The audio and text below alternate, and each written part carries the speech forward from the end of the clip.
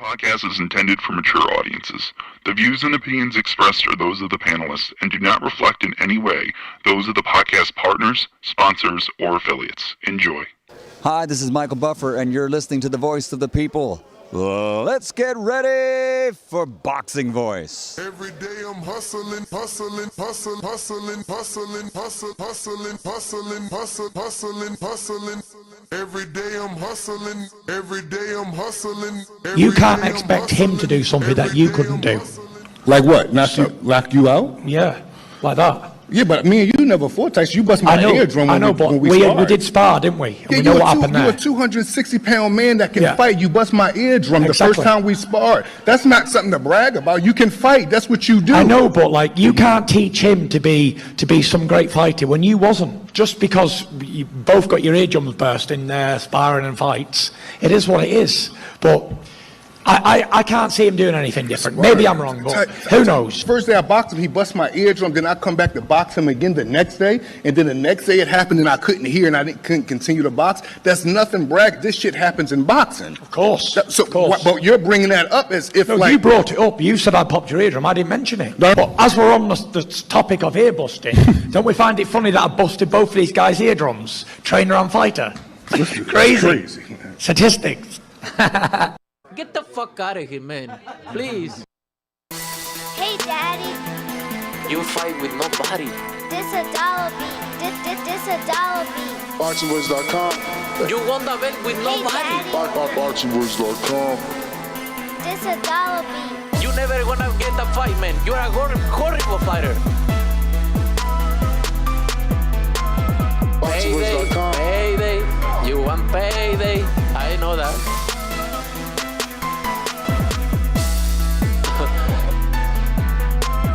Oh, look this guy.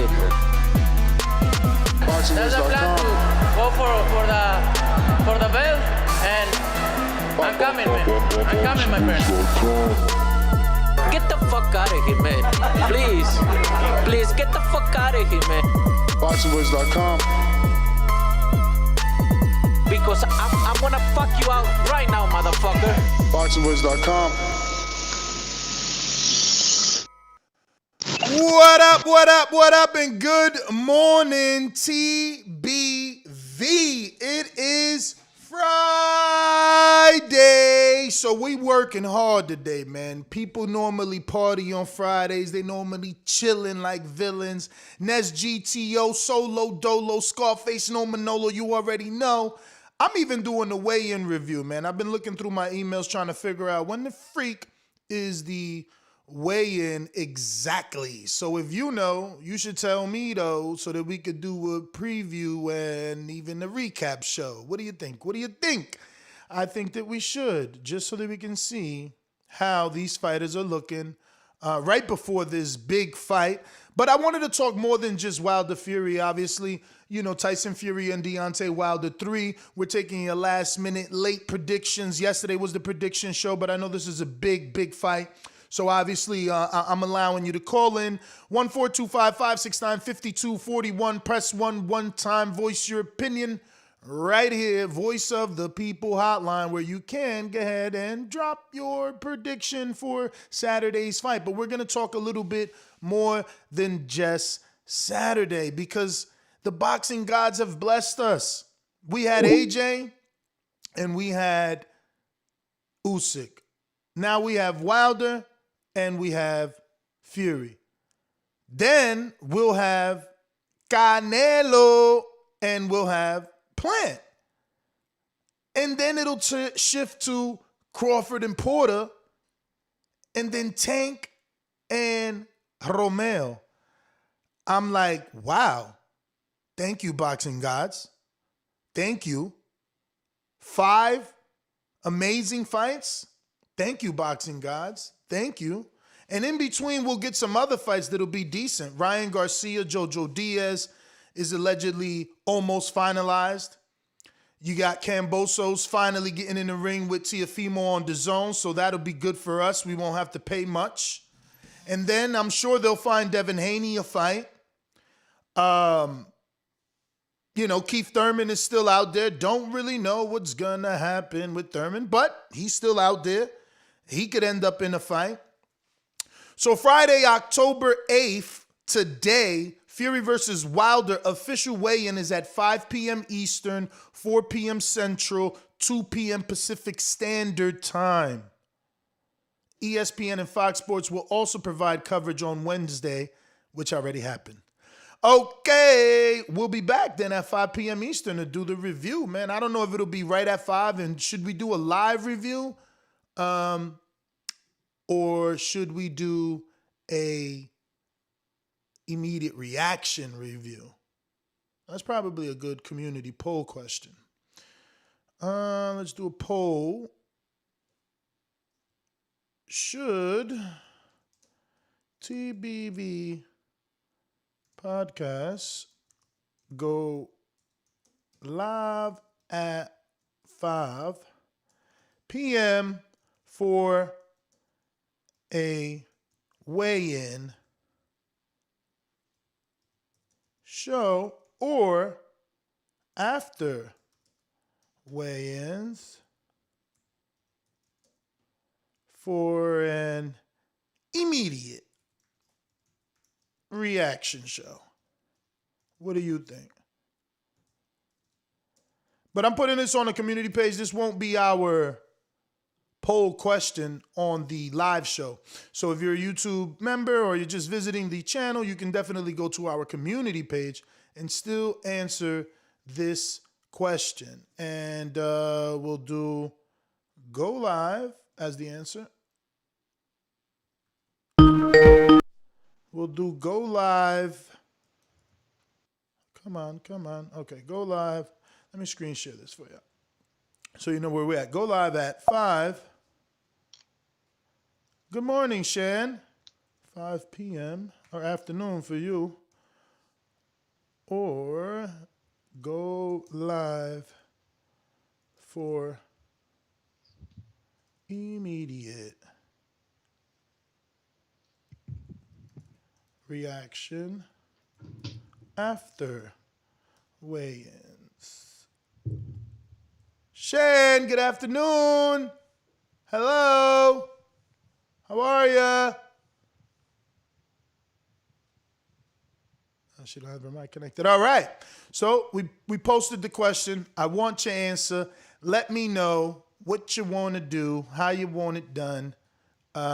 Should we go live at 5 or should we go after? After.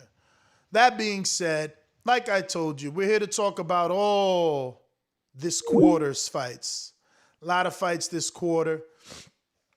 And, you know, I'm excited. I think we have a very, very great final quarter approaching that's going to finish off the year perfectly. And it should be quite entertaining. It should be quite entertaining, to say the least. Like I said, you know, you still got, I'm still screen sharing. You still got the Ryan Garcia fights out there versus Jojo Diaz that's being finalized. Devin still hasn't gotten a fight. I mean, you can squeeze in Dillian White and Valine. Like, this final quarter is about to get real sweet if you're a true boxing fan. But once again, good afternoon, Miss Shan. How are you? What's up, Julo? I'm here. What's up? What's going on, man? Just talking, man. I mean, you know, I didn't stop to think how blessed we were as boxing fans. We just got AJ Usyk, now Wilder Fury. In a few days from there, we'll get Canelo Plant, and then we'll get, you know, Crawford Porter, and then even Gervonta Rollies. Plus, you got to think, you know, you got Odo Valine versus Dillian. They're saying Ryan versus JoJo's done. Devin Haney probably fighting Maxie Hughes. I mean, there's a lot of stuff cooking for this last quarter of boxing. It makes me almost happy to be a boxing fan, right? Yeah, you know you misery loves company, so it's hard to make you happy, eh? That don't make you happy. That actually, this last quarter of boxing is better than the whole of the year for the first half of the year, to be fair. So, yeah, I'm excited. It was crazy. I didn't think this year would end up this stacked. Yeah. Yeah, yeah. And we still don't know what's going to happen with Andy. Like, he could probably get a fight. Like, the fourth quarter is still so many things that could shake up. Yeah, because we could get maybe a Joe Joyce and an Ortiz as well, or Andy and an Ortiz. So, yeah. I like Joe Joyce. Would you rather see Andy fight Ortiz or Joe Joyce fight Ortiz?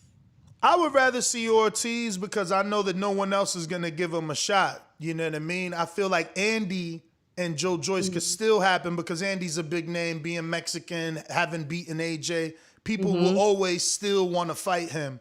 Ortiz, you know, he just doesn't get opportunities, you know? And I just look at it like this, too. If someone goes in there and beats Ortiz in better fashion than Wilder, now it's hard to do that because he stopped him, but you can stop Ortiz and don't get hit. Wilder was being hit and got the stoppage.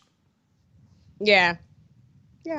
Well, and we don't know where Ortiz is going to go. Like, what else has he got to do? Because he's at here we go again. He's out his prime. All he can do is honestly retire, right? Like, at this point, like you said, what is he gonna do? He's sitting around, poor guy. That's why I'm saying, I'm like, man, hopefully Joyce says yeah, because it's like people don't say yes to him. But we got our first super chat. I don't know why either. It feels like you sound low. Did you do something? Am I low? Oh, no, you got it. You good. Sorry, I just wasn't up at the mic. Yeah. I got Super Max that says, reminding me of the end of 2013. That was epic. Yeah, I would say, wasn't it 2012? When did Canelo fight Mayweather? That was the year that was popping. That year was crazy. 7 years ago, so that was like 2013. Okay, so Super Max always right. So are you excited? It's weigh-in day. I know, yeah. 5 o'clock Eastern. That would be what, 10 for you? 10 p.m. Yeah. Tyson Fury's coming in. What do you think he's coming in at? I'm gonna go with the rumors, man. Look, you know, tell me something one time and I don't believe you. That's my fault. I gotta believe you this time. You've made me a believer. So now if you're lying, now you're going to confuse me moving forward. But you told me you would come in. You said you would get heavier. You said you would go for the knockout. You went for the knockout. You got heavier. So I believe you. If you say you're going to do that again, I believe you. You know? Tyson Fury's not coming in at 295. No? He's coming. No, he's coming in between like 260, 268. Uh-oh. So they want to be faster. So it's back. It was all a trick. It's back to the first fight. Like they're gonna outbox him. Yeah. Still have a weight advantage, but Wilder looks. I'm not gonna lie. Wilder looks good. Wilder looks damn good, mate. He looks damn good. He's feeling himself too. Did you see the Blue Blood interview? He looked good. Did you see the Blue Blood interview? He was in the mirror for like 30 minutes during that. Did you notice? I don't watch that channel, so I would never have seen it. But but I watched him Shout out at to Blue Blood. I definitely watch him. He's got the in to Wilder right now, so you gotta stay. Clips. But remember, I'm not into the in of Wilder, so it's not a channel that I would be like, yeah, I gotta watch it. But bits and pieces, if somebody sends me something. But where I did notice he looks good was at the press conference in that orangey red tracksuit. Looked mad filled out. He looks about 245. Yeah, that's why red's my favorite color. It makes you pop. Yeah, it does. You know? It does. It's one of my favorites too. We got. Let me see. What should our first poll question be of the day? Maybe. Is Ness a knob? Is he a knobhead? Yes or no? A knobhead. Is this a good We get quarter? like 95% yeses. No, of course. They hate me over here. Let me see. 245. Yeah. What should be the first? Let's try which fight is the biggest or most excited for out of those four, right? What do you think the question should be? What's the biggest fight or which are you most excited for? Which are you most excited for? Which fight are you most excited for? Which one? So obviously Fury Wilder's up first, being Saturday versus Wilder. And then next would be Plant, right? Canelo Plant. Canelo. Bud. And then Bud. No. Yeah. We got White, Violin. Yeah, but we're talking about big fights. Yeah, but you got no. We're talking about big fights. And we only got we've only got 4 things. Yeah, we only got 4 options, so it's got to be big fights. Porter, Crawford. So let's go to Porter. Crawford, Porter. And then what are you gonna do? I'll let you pick the last one. I mean, I know what one you want. You want Rolly. You want Tank Rolly. You know how big it is. Go ahead, put it on then. You know how big it is. I know that you're gonna put it on. Yeah, it's a good fight. I'm actually upset that they're going to LA. I was really looking forward to going back to Atlanta. I don't know. I'm going to LA, man. Who the fuck wants to be in LA in December? It's pretty. Why is it mad cold? I mean, yeah, that's the Pacific. It's always, that water's always cold. It's never hot in that water, even in the summer. I'm assuming. I mean, I gotta ask an LA guy, but I'm assuming. And then what are you doing in the Staples Center? Isn't that an open arena, or am I wrong? Staples Center is open. I'm lost, man. I don't know what's going on. I wonder if that's not true. Is it? Have you heard if it is at the Staples? No, I just said I heard it's at the Staples. That doesn't make sense, but I'm not a Staples fan guy. Maybe someone can tell me they got a retracting roof or the roof closes. Like, I don't know. I thought, to be honest, I thought it was retracting and opening. I would assume that it is. I thought it was. I know everyone's saying this is an easy answer, and they're obviously picking Wilder Fury, but it's still, I think we'll still get a close second, third. Yeah. And it's in that order. I think it's in the order that we actually put it. Like Wilder Fury, Caleb Plant is gonna be next. I mean, they're you know, it's gonna happen in that order. It seems that way. And you know, no, it's obvious. Tank Rolly isn't as significant as Crawford versus Porter.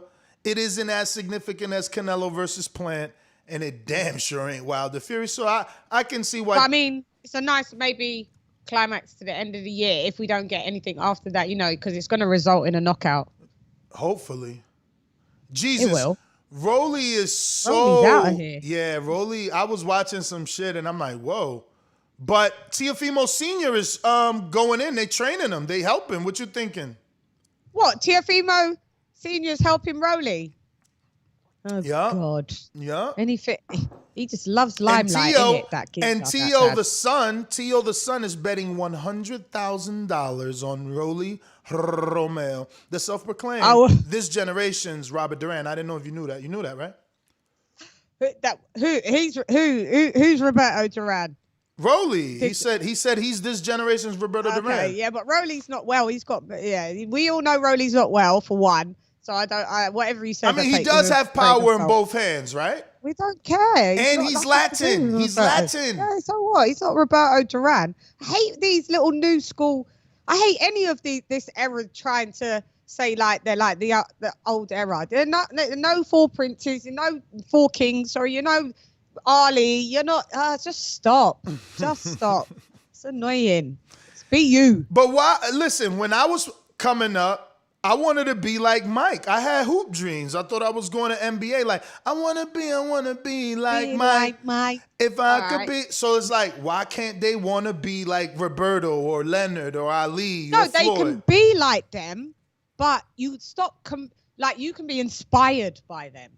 But I don't want this comparison.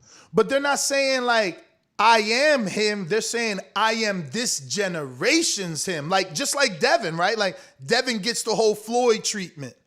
No, I don't put him there, but hey. I hear it, but nah, none of that. Floyd fought for one, and Floyd fought tough competition for 2. No knock on Devin, but in the situation he's in, his career is nothing Floyd Mayweather-esque at all. So that needs to stop. Yeah. Devin's not, again, because you're going off resume, Shan. What about eye test? What about how he looks in the ring? Does he not favor Floyd? No. Devin is a great boxer. Lies. No, like that. Why are you not telling the truth here? What do you mean he doesn't favor Floyd? They say that Shakur fights like Floyd. He don't neither. They're great boxers. Their defense. Their defensive, that's their skills. They're not offensively great fighters like that. But I think you don't have an imagination. Yes. You either don't have an imagination or you're very negative, because no one is saying Devin. No. Hear me out. No one is saying Devin is Floyd. But if you got to look at this crop of fighters, who favors Floyd? None of them. Lies. This is what I'm saying. Blasphemy. It's not Why are you hating. lying? Why is she lying? Why are you lying? No. What I'm saying is That is crazy. Mr. Chulo over here, El Capitan. Listen, Cape Verde, listen to me, right? Capadonna. They are great boxers for that. These two, Shakur and Haney, great boxers. Wait, because I could see you going to say something. You see me hedging up? But what I'm saying is, I don't see the comparison of the styles with Floyd. I don't see the comparison. You tripping? Shan, let me just work my way into this discussion by saying this. Maybe sometimes we think of all of the elements of Floyd and we get confused. But when we talk about the evolution, not a pretty boy that was knocking people out, we're just talking about this slick boxer that his athleticism and his punching abilities, like Devin and Shakur do relate most to him because they have skills. People deny their power, but as far as like the fundamentals, both those guys, not on Floyd's level, but just reminiscent of true, pure boxers. I think the comparison stops there. But is it fair or no? You can just say that they're true, pure boxers, but I don't compare them to Floyd. I don't see anything that I can signify that. Oh, that looks like Floyd. I can see. Do you know who I can see that looks like Floyd? Certain times. Do you know who looks like Floyd when they box? Who? Fucking Canelo. Okay, I'm reloaded. Okay. Yo, it's all good. It's all good. Listen, enough people have said Shakur and Devin favor Floyd. Floyd tried to sign both fighters. Floyd trains with Devin. This isn't like something we're just making up out of nowhere. I know it's not. I know it's not. Everyone says it. I'm fully aware of Devin's road and who his team and where he's come from. My ex-manager Tunde was very good friends with the Haneys and stayed with the Haneys and everything. So I know all of that. But what I'm saying is, when I watch Devin Haney, I don't go, well, he looks like a little Floyd. He looks like a young Floyd.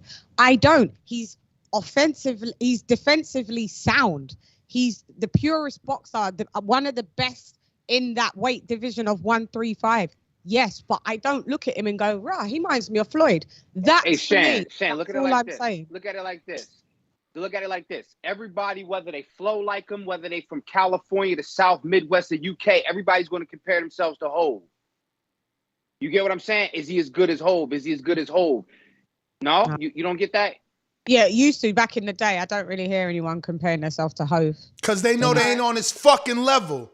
No one left. I'm just trying to. Yeah, Capadonna's fat. I forgot you Hove fanboy, yeah. Fuck you. Mayweather and Hove garner that same. They just use as measuring sticks. I don't think people are trying to outright say that, the resemblance in terms of technique, because you're absolutely right. But the resemblance in technique, Canelo is that, right?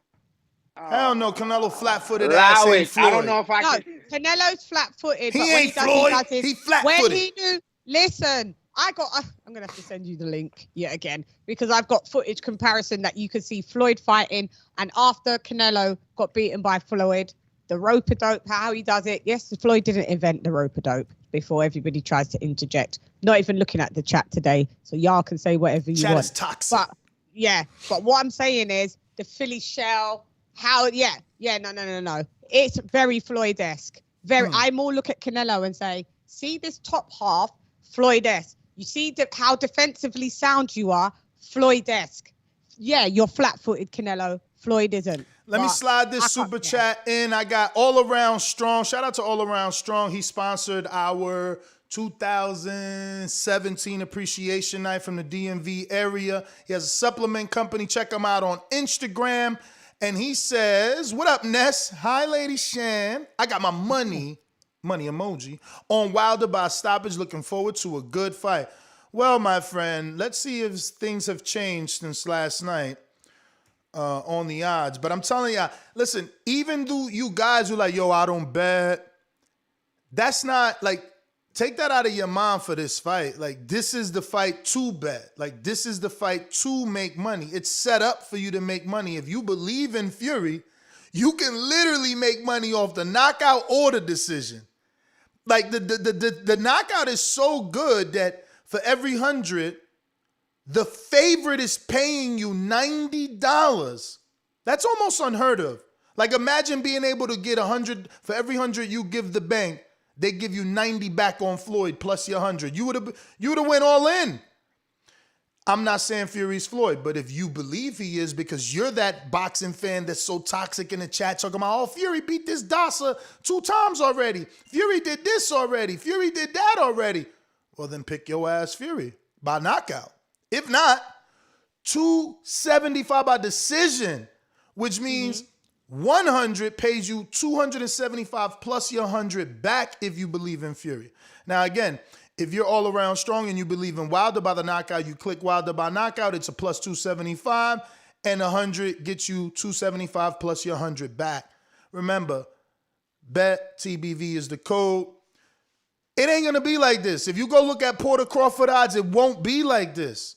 Crawford would be, what, 4-1 favorite maybe?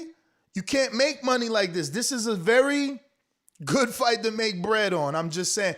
Plus, you got these rounds. I'm still screen sharing. Yes, I am. If you believe in these dudes knocking each other out, look, Wilder rounds 1 through 3 plus 1,400. Wilder. Then you got Fury 4 through 6. He did it in 7 last time. You know what I'm saying? If you want Fury 7 through 9 plus 500, that means 100 gets you 5 back plus your 100 back. I'm just saying. What is it? 4-3-6? What is it? Is what if you put on for Fury 4 to 6 rounds? 4 to 6 round Fury, he gives you back 450. Every time you give them 100, they give you 450 plus your hundo. That's so good, you know. I'm telling you. And look, listen, Shan. If you're not a bettor, think of it this way: put $10 on 4 through 6. You know, put $10 on 1 through 3, 4 through 6, and you spent 20 to make 60 something. Like it's just it's put simple. 20 on each if you can if afford you're that. Put 20 on each. If you're balling like the King of Essex, but you know, you King of Essex. Nah, you know what? I was going to say, we all got levels of different disposable income. Exactly. Sometimes this is money we might have spent on a meal or hanging out or buying drinks. Trust me, you'll have a much better time taking that money and just laying a nice, easy bet. $10, $20. Come on, you can't even get a sandwich some places for less than $15, man. Don't get that sandwich. Make this bet. Get a nice little parlay. It will come back to you. Use TBV code for MyBookieAG. I'm telling y'all. Even Subway sandwiches are like bloody £12 here. Damn, 12 pounds? For the full. Wow. You know, maybe foot long. foot long. Yeah, maybe a foot long. Can we like them long? You see me? Oh, yeah. I hear you. So far the poll is that Fury versus Wilder is the #1 choice for the fight that the boxing fans are most excited for. Canelo Plant coming in second place with 22%. Crawford Porter 3rd with 19%. And Tank versus Rollies dropping to 3%. I wonder if Shan's pick would have got more votes of Valen and White. Like, I mean, are you more excited for Rolly to get in there with Tank and this be Tank's first time in a fight with someone who could punch? Or are you more excited for Valen, who scraped up and roughed up Fury, to get in there with White? Yeah, I'm more excited for White Wilding. Valen and White. Wow. Yeah, I'm ditto, Shan. Because that wild. fight, I'm going to tell you what. No, because again, Rolly heavyweight boxing, mate. Heavyweight boxing, and look at what we did, the domino effect that I talked. Listen, we just had Usyk and AJ. Now we got Fury Wilder, and then Dillian White cannot be forgotten about. These dominoes must fall. So as far as what Tank is doing, it just takes, you know, a couple steps back behind all this heavyweight division action, just for me. No, I get you because, and obviously for Dillian, let's give him his round of applause. You know, it was made official that he'll get the shot at the winner. You know, whoever the winner is, he gets a shot. The winner does have the opportunity to negotiate 30 days for Undisputed. Now, I'll tell you this and look like the Oracle on Matrix. If whoever wins, this is dependent. Let me start over. Dillian getting his shot is dependent on AJ winning or losing. Dillian getting his shot is dependent on AJ because we all know, like I said yesterday, like our poll proved yesterday, if we had our way and one man could be the UFC of boxing, we chose Eddie on my poll. We chose Eddie. That being said, we chose him because we know what he can do. So if AJ gets his belts back, we know Eddie can go get money from the Middle East. We know that. We know that. So I know people are reluctant to believe that Eddie will make the fight with Wilder, but you got to think about it like this. It's heavyweight boxing. AJ's lost twice. If he gets those belts back, it's like, why wait? Let's just fucking do it, mate. It's over. Win or lose, you're getting $150,000 for this fight. I mean, million. And there's a rematch option. I think if AJ wins, Dillian still don't get the shot. I think we get Undisputed. Regardless of Undisputed trumps. Yeah, regardless of who's going to fight. Because I think you also have a different AJ coming to the table with that humility, said, I'd love to fight Wilder. And may have been some issues in the past, but here I am. When people say, here I am. And that in of itself will lend itself to, I think, a new Wilder. Wilder going to be feeling good. Different energy, come out on the victorious side. Where's Fury? Are we assuming Fury's lost? No, we're talking about whoever wins. Because I think the money has always been with AJ. So AJ's in control. But if he doesn't win, then the money isn't there. Usyk's in charge. They don't really have money. Where are they going to get it from? What are they going to do? There's no money. Can they really negotiate with Team Wilder in 30 days? I think the only man could do it is Eddie. Eddie could come with enough money where those 30 days, you don't need that much time to decide. Yeah, because Usyk's manager, Alexander Krasik, like, he's a bit more tricky and he don't really have all the links. This is a new world for him. 30 days ain't enough. So Eddie knows the law of the land. Like, he knows where he can go, quickly get that bag, get that contract sent over, that first draft, send it back over. We see what's up. Final draft. I really believe that. We're here. I don't think, you said Alexander. I was more thinking Aegis. I'm like, Aegis Velasquez doesn't have, wrong name. What's his name? Aegis. Klimas.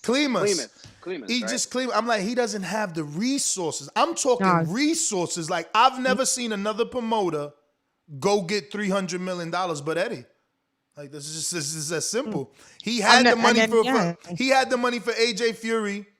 He could get it again. That's how I look at it. He found the money for Wilder. He found the money for AJ Ruiz 2 times. He could get it again. And now they're building the stadium in Saudi, innit, for the Usyk rematch. Really? Eddie got that UK trap money. Damn, that went under the radar. I remember when they built the stadium for Andy. That shit was. And then they tore it down. It was like they so built big. It, they had to fight and they tore it down. But what I'm saying is, so they started it made so much noise for Fury AJ. It was so, and then when that switched up, I don't know, it all halted. But yeah, they're building it for this fight. So you're right about that, Murph. It is always about money, and that's why I believe that if AJ could win, Eddie could get it done. Eddie has so many resources too. Like, what would Dazn pay for Undisputed? Whew, probably. Like, think about it. Now they're in Dazn UK, so they're more than willing to pay as much as they can to get AJ Fury. That'd be like a. And if Wilder wins, if Wilder wins, it's still a home run for them because they get to do a USA fight, you know, and go back to DAZN USA. Well, do you reckon with that though? So would there be a rematch clause in that though? Wouldn't there? It'd be 2-fight deal. You know, So if it'd be you two know if fight Eddie, deal. if AJ wins, you know Eddie bringing that rematch clause with them 4 belts. You got to, man. So- Listen, so yeah, listen. so At the that's end of the big day, money.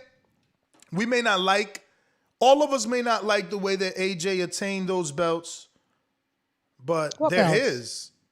Well, how did he attack? I don't know how he's saying that. What do you mean? How he attacked? By fighting? Not necessarily by being the golden goose. You know, think about it. Think about it with an open mind, Shen. You got My Vlad. mind's always open. You got Vlad somewhere, fucking dealing with depression. What's her name? Peyton. What's her Hayden name? Panettiere. Hayden Panettiere's going through fucking postpartum. They just had their first baby. He's out of the So ring.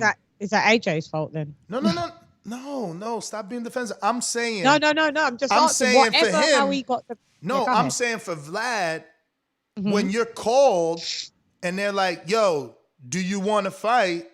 And he's like, who? And they're like, AJ. He's like, okay, I've been in the ring with him.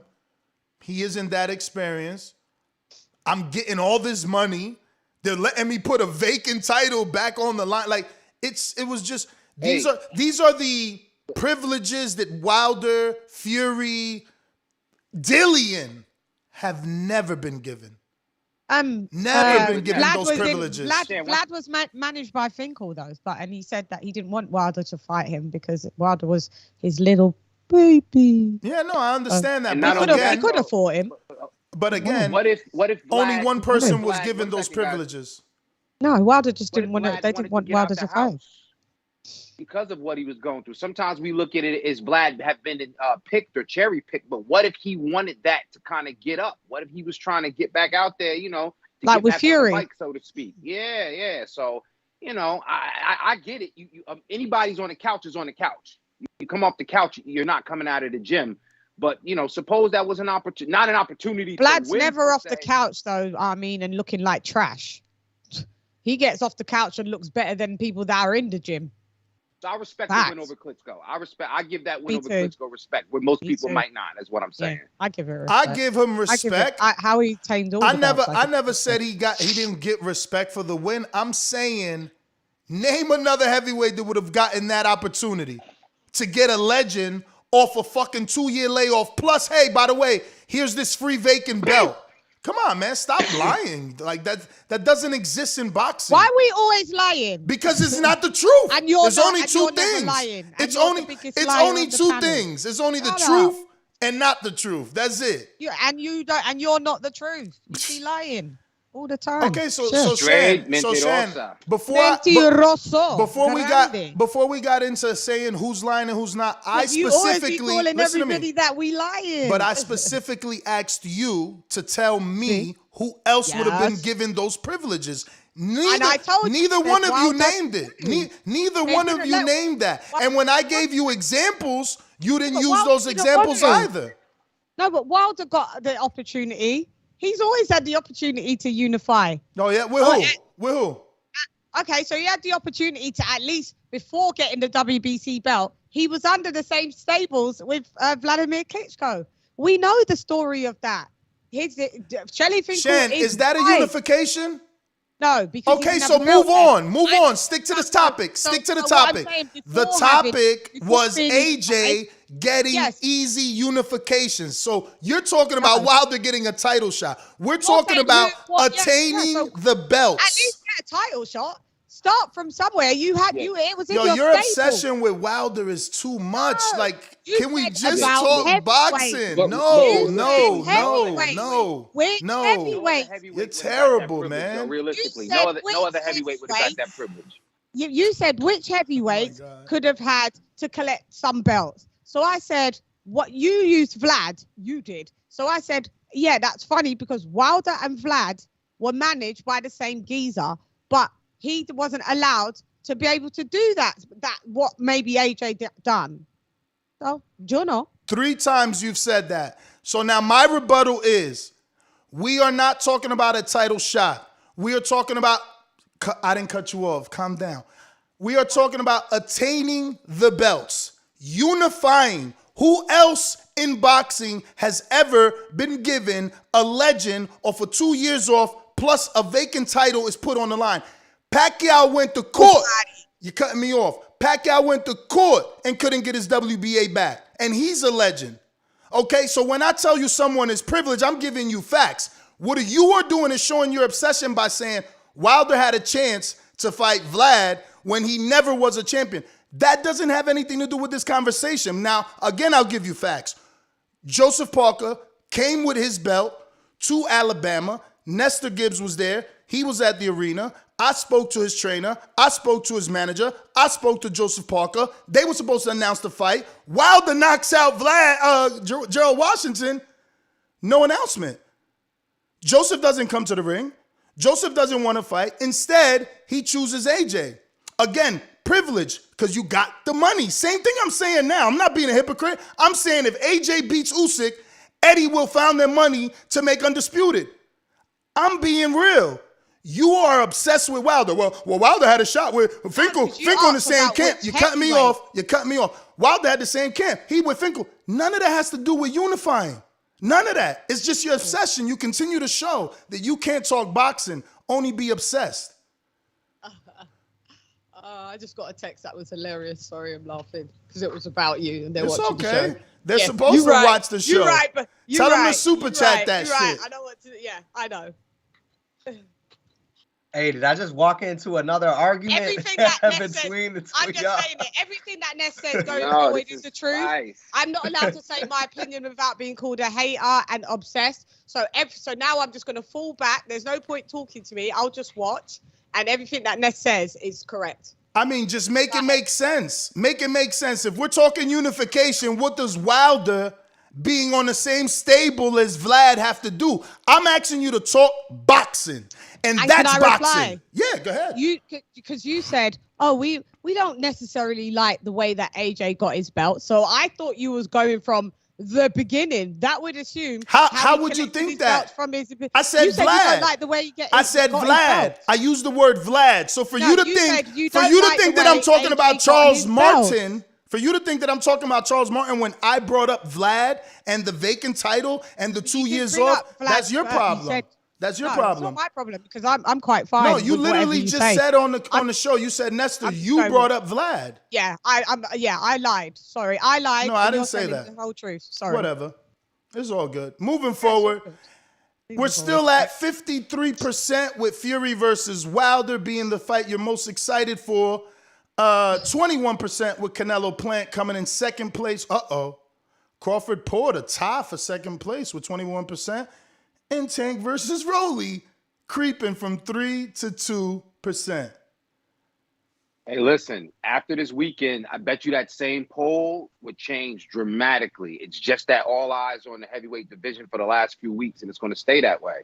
But, them other two fights is big, especially, and it's funny because I think, for me, the welterweight fight outweighs the Canelo Plant fight because the welterweight division it's another domino effect. The fights that have to be fought against the people we need to see fighting. So that's the heavyweight division and the welterweight division. The Canelo and Plant matchup, it's a couple of guys, we want to see Benavidez. We'd hope to see Charlo. But I think the fight where the divisions are at stake, being heavyweight and welterweight, that's why people have so many strong feelings towards that. Man, I'm with you. I mean, I definitely, after this fight, is definitely Porter Bud. That's the one for me. It was Canelo Plant before, but it's definitely Porter Bud. I mean, I think everybody wants to see Bud Crawford against who we perceive to be in the upper echelon of the welterweight division. Because honestly, we put him up there, but he hasn't really fought people in the welterweight division that we feel puts him at being the best. He's gotta beat Porter.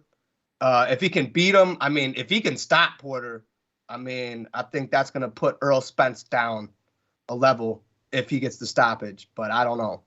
Nobody stopped Porter, and he's a beast. So it's going to be a great fight. No matter what, the fans win. That's an action-packed fight. I mean, no matter what, it's going to be a barn burner, and that's what I like because you know that event is going to be something special to watch. I don't know, man. I think the Plant Canelo is gonna get way more attention, and we're gonna feel the hype of that fight week way more. You want to? There's already the animosity's already there. Like, we're hoping Porter and Crawford can, imitate that. And I don't think they're gonna give it to us with those personalities they got. Ness, you know what I think though? As far as the fights, it's a what's left thing. When Canelo and Plant is done, we're gonna hope that Benavidez or Charlo or Boo Boo fights can, right? But when Porter and Bud is done, we're gonna say, damn, right? Is Keith coming back? What is Boots Ennis a fraud? Where does he fit in? Virgil Ortiz. We're still talking about the rest of the division. And that's the difference between those fights. So yeah, after like the day after, the weeks after, we're gonna have a lot more to talk about in that welterweight division versus guessing to see if and when Canelo and Boo Boo, if and when Canelo and Benavidez, if and when Canelo versus me. I don't know. I mean, look, him beating Porter doesn't mean he gets an automatic shot. It just doesn't. I mean, we still don't know when Earl's coming back and to who. Pacquiao's but retired. It's several steps in the right direction. This is what we want to see. Plus, whatever we know or don't know about his contract may or not be. This is several steps in the right direction. So where's he going to go from here? He's not going to go back and fight Stenonis. Not go back, but you know what I'm saying? He's not going to fight the Lithuanian. He's not going to fight Stenonis. He's got to fight now. Like, who else? And that is more intriguing because then again, we're talking, is Thurman coming back? The Ugas fight, right? We're talking about what's going to happen in the rest of the welterweight division. I just don't know that nothing happens. Okay, Porter loses, like the public believes. What's next for Crawford? We still got to see, is he re-signed? Is he out the contract? Like, where does he go? We still got to see what's up with Earl. Like, Ugas is now in an eliminator. Like, the division is more fragmented than it's ever been. Ugas got to fight Stantinius. Pacquiao retired. Yeah. Earl has us on hold. Bud and Crawford are fighting. I mean, I don't see nothing really. It's an absolute good step in the right direction because it gives Bud or Crawford something, negotiation power of some sort. But I just don't know. I don't know how fast anything comes of it. Like, I'm not expecting Crawford or Bud to win and their next fight be Earl or Ugas. I'm not expecting that. You know what? I think what you can expect is it's a welterweight reset because we got a Earl Spence out with injury. So, I mean, let's be honest. I mean, we was worried about how he's going to come back from the car accident. I think we can all agree the dude did not look 100% against Danny Garcia, right? I mean, maybe you guys think he did. I think he was like 85, 90% of what he was. We're waiting on that. I think we got a lot of young up-and-comers in the welterweight division. The younger 20-some guys, they're getting ready to come test the guys who are at the top.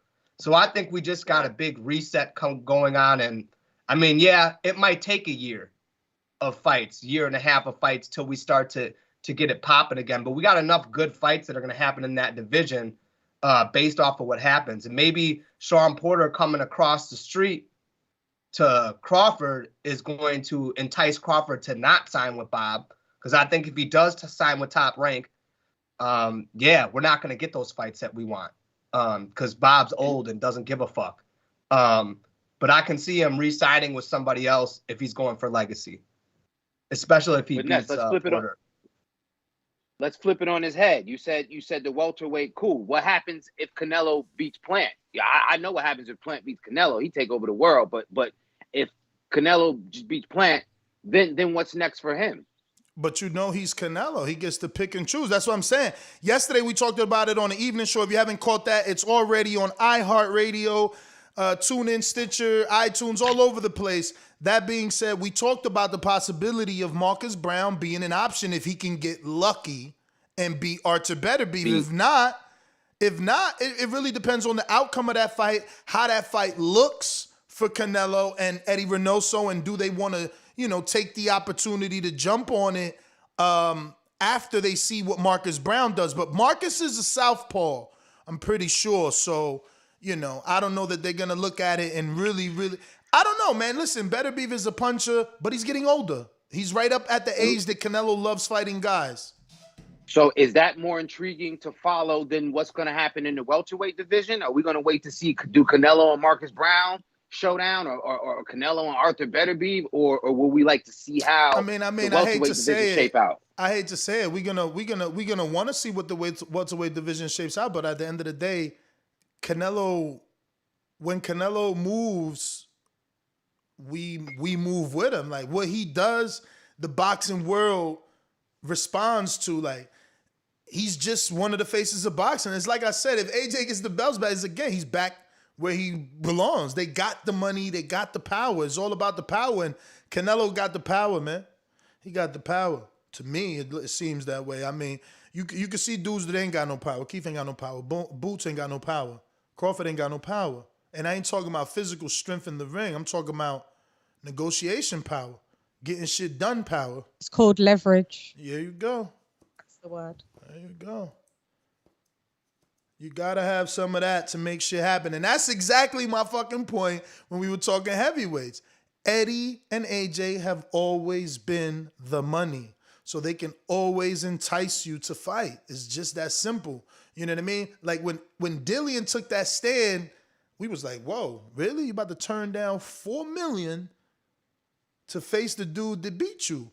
And we understood because he didn't like the rematch clause, which was funny because when Wilder didn't like the rematch clause, he was considered a bum dosser. When Dillian turns down the AJ fight because of the rematch clause, he's a smart businessman. But yeah, it makes it real easy when you're Eddie and you got that much money behind you. I mean, it seems like he's got enough networks and connections. No matter what, he can get something over the line. Always. I mean, that's a lot of power. That's a lot of power in promotion. Bro, he stole Mikey from Al. And he's been having Mikey over there chilling. Like he just gave Mikey a huge tune-up. Bro, my man's a main event tune-up. Never seen that shit. I mean, yeah, but he's also it reminds me of like Gary Russell. When he do you guys like all the fights that Eddie puts on over in the UK? Like, cause no, okay, good. Because my thing is like this. I had Dazn before, and then the pandemic hit. I was only paying monthly. They didn't really put out a lot of content. So to be honest with you, I haven't gotten it back. I'll use somebody else's account right now.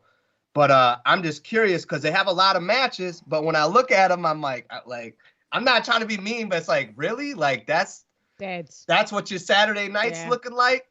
Yeah, I'm the same. I'm teetering where I just will unsubscribe. I'm gonna ride. They just sent me the notification to say, oh, your subscription is going up from $1.99. We can't complain. £1.99 to $7.99. So I'm like, oh, okay. So I'm gonna ride it out for the end of this year. If I don't see anything in the new year, I just unsubscribe as well. So do you think it's worth it just for the AJ fights? I mean, I know you're an AJ fan, but like, is it worth it to all them little fights that, I mean, personally to me don't mean a whole lot.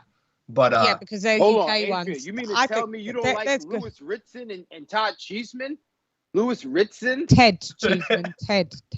I mean, if I got nothing better to do, I mean, so does boxing only revolves around America? Is that what you're saying? No, it's not that it's around America. It's just the way cards are stacked up. Like the AJ card was rubbish. I want to see cards where it's like it's great if you got one good fight, but if I gotta watch a bunch of, I mean, I can go to local boxing events around my area to see that level of boxing. So you didn't like David Avanesian fight with Leon Taylor and. For the European title, no interest in that. So I don't know. I mean, for me, that was all right. I actually didn't watch that one. Okay. What I can say on a Saturday night. On a Saturday night, I'm a DJ. So for me to put my stuff on auto mix for 36 minutes or an hour, it's got to be interesting. Like this Saturday, yeah, they definitely getting about an hour auto mix. I'm gonna leave the book. I liked David Avanesian. I liked watching Lawrence Okoli. I like those boxers. So For me, that to be card fair, is right. To be fair. to be fair to DAZN, one thing I can say is the UK cards are always good. They're all over the UK. They're in Leeds. They're in Brum. They're all over the place. But I think sometimes I'm dissatisfied with the cards from Italy and the cards from Herzegovina and the cards from Montenegro. Those joints. If I'm paying $100 a year and I'm getting a card stateside 4:00 in the afternoon on a Saturday or on a Friday, and they're fighting in Montenegro or they're fighting in Italy, Slovenia. I'm like, damn, I can't they even played pronounce us. Nobody on the card. Nobody. They took my We're not money. talking about the UK bouts, at least not me. They took my money because I've been subscribed from the beginning as an annual subscriber because I'd rather get the deal and pay $8 a month. Yeah, you were smart though, because I was paying $20 for the same shit. You know what I mean? Every month. So you got off because what did I pay? Like $200 in the year until like I got sick of it. It was like, and I could cancel it quicker, but they still got me for the extra $100. So it's disappointing, but at this point I'm all in. I'm just like waiting. I'm waiting like for the Mikey card. I'm waiting for whatever really that we can get to justify the $100 that they're taking from me, because I really don't watch any of those Italian cards. I never have, I used to when I worked at the bar and I was a manager. I'm there in the middle of the day doing shit. Hell yeah, of course I had it up. Nobody's really in there. I get to watch boxing and get paid to do it. That was cool, but I watched those cards. They're not, I like boxing, so I was entertained, but at the same time, I was like, man, this is what people are paying me at the time. This is what I'm paying $200 a month for. Well, a year, $200 a year. $100 a year is hardly any money, is it? Nah. But 200, like to me, just even 200 is not a lot for the year. It's not a lot for the year. It depends but it's like what you're getting though. My entertainment value. Like I get what you're saying. You're like you paying $3 an event if you go throughout the year. You're paying $3 for each event. I get what you're saying. If you break it down, trash. Yeah. But if only 30% of them interest me, 70% of my money's don't subscribe to it. Yeah, I'm the same. Because there's no point of subscribing to something just because it's cheap. If you're not enjoying it, why should you give them your money? That's what I'm saying. ESPN Plus has pretty good value. Hell no. That's another one I'm frustrated with, bro. They got me for $7 a month, and what am I getting? Everything they put out. What? You get Tim Zoo. You get all of their pay-per-views or whatever fights they're showing. You get all the fights from Mexico. You got everything that was in the bubble. Bruh. I thought they were pretty good. No? So you're giving me the... Crickets? Y'all giving me crickets? No. What, you don't hear me? Do you hear me? You don't hear me? Go ahead. Do you hear me? Yeah, I hear you. Yeah, we should have all pretended that we couldn't hear him for about 5 minutes. I know, because it felt like y'all ain't hear me and shit. I'm talking and talking about crickets. I'm like, what the fuck? The hell's going on? Shan, stop texting them to ignore me. I know it's you. I know. Yes, it is. I don't know. This ESPN Plus, I got to get it because that's the only way I can watch the fight from my phone while I'm at work tomorrow night. So now I'm going to have to get it. And you're telling me that all the other stuff is trash? I feel like ESPN what is is the undercard for tomorrow? Not the American one. We know that. We're all good with that. But for it's the Liverpool card tomorrow, right? What, Liam? They're up in Liverpool. So we got the Ted Cheeseman. Yeah. So I'm not even interested in that. I mean, y'all thought I was joking when I said Cheeseman. Y'all thought I was clowning. No, I knew it was Ted Cheeseman. You said Todd. So I just said, no, it's Ted. Listen, is he fighting like 6 times a year? Because man, Ted every time I look brutal. at he this just old man Cheeseman on there. But you gotta give him like he wants to fight, but his health is at stake though, man. Like he comes out of those fights on the other side looking like he's been through a Fowler looks a lot bigger even at the weigh-in than fucking Liam, Shout out bro. to Joe Cordina, that's my guy. Bro, and he got a longer reach. Lord, his hands are so far down. His hand so far down his leg. What the fuck? I'll watch bits because I just have to cover bits anyway, regardless. But I mean, it's not something that I'm like whippy but it is a good whole day for us of boxing. So we've got all of the UK stuff, and then we go into the night, and then we start with the US stuff. So for me, it's a good day of boxing. That's why I said the UK joints that's on Dazn is worth the money. Because again, I'm stateside. I could just walk in the house 2:30, 3:30. That shit start Friday night when most people. And I'm doing my study. I'm doing my homework, man. Yeah, so it's not bad. Damn, Peter Quillen got heavy, man. He done. He ain't coming back. David too much money. David Price is retired. Announced his retirement. So he gone. Well, we knew it was gone, but it's official. Does anyone care? No one cares about David Price retiring. No. David Price, I mean, he was he just ain't had no chin, man. He was like, he let us down. You know, there was so much hype. I think he went to the Olympics. So didn't he have like a trilogy with Audley Harrison? People thought he was gonna. I thought it was Tony Harrison. I thought it was Tony Harrison that knocked him out twice, right? No, Tony Thompson. It was Tony Thompson from DC that made his name off David Price. Made his name. So David Price, everyone was like, he beat David Price twice. He beat David Price twice, and then he got the Luis Ortiz fight. Mm-hmm. He got a retirement plan off that David Price fight because he was, journeyman at best. They had him in the UK. David Price, again, that was a moment in boxing. If you wasn't paying attention, it's like whatever. But I was on the journey with TBV on that one, man. Tony the Tiger Thompson, and that was a hell of a show. It was the flagship after that one. Yo, I'm excited for Berlanga, man. I am too, man. Did you watch the press conference, right, Ness? The final? No. Not the final. With Berlanga? Well, not the undercard. I mean, I watched the main event, not the undercard press conference. Okay. Yeah, no, I watched the undercard press conference just for Berlanga, to be honest with you. I just want to see him come out there. But yeah, he sounds ready, man. He sounds ready. Now that he's got that streak over with, I feel like there's no more pressure going in to have to knock somebody out right away, first round and get him out of there. Did you see his last fight? I seen it live. Keem hooked me up with a ticket. I think that was his last fight or one of his last ones, but that's where the streak ended. But it was a dope fight. Which one? The one in Florida? Oh, you're talking about Berlanga. Yeah. So I'm excited. I'm excited for that fight, man. He's definitely up and coming. I'm gonna watch that on what is that? You can watch that on ESPN Plus or the regular because they stream it because it's not part of the main card. Look at Bud. Look at Bud. Somebody Bud done hired a fucking publicist, y'all. Yay, because he must have heard I said that. Yeah, he just figured out he had. Bruh, no. Remember, listen. Remember, a lot of the boxers should have it. I think Devin Haney should have one. I think Tank should have a separate one. I think a lot of them should have them. Remember the rumors? Stop their dads talking all the time. Remember the rumors that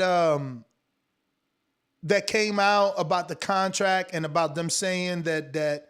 If the fight happened, that Bud needed to be more open to media. Did y'all see that? Remember that? No?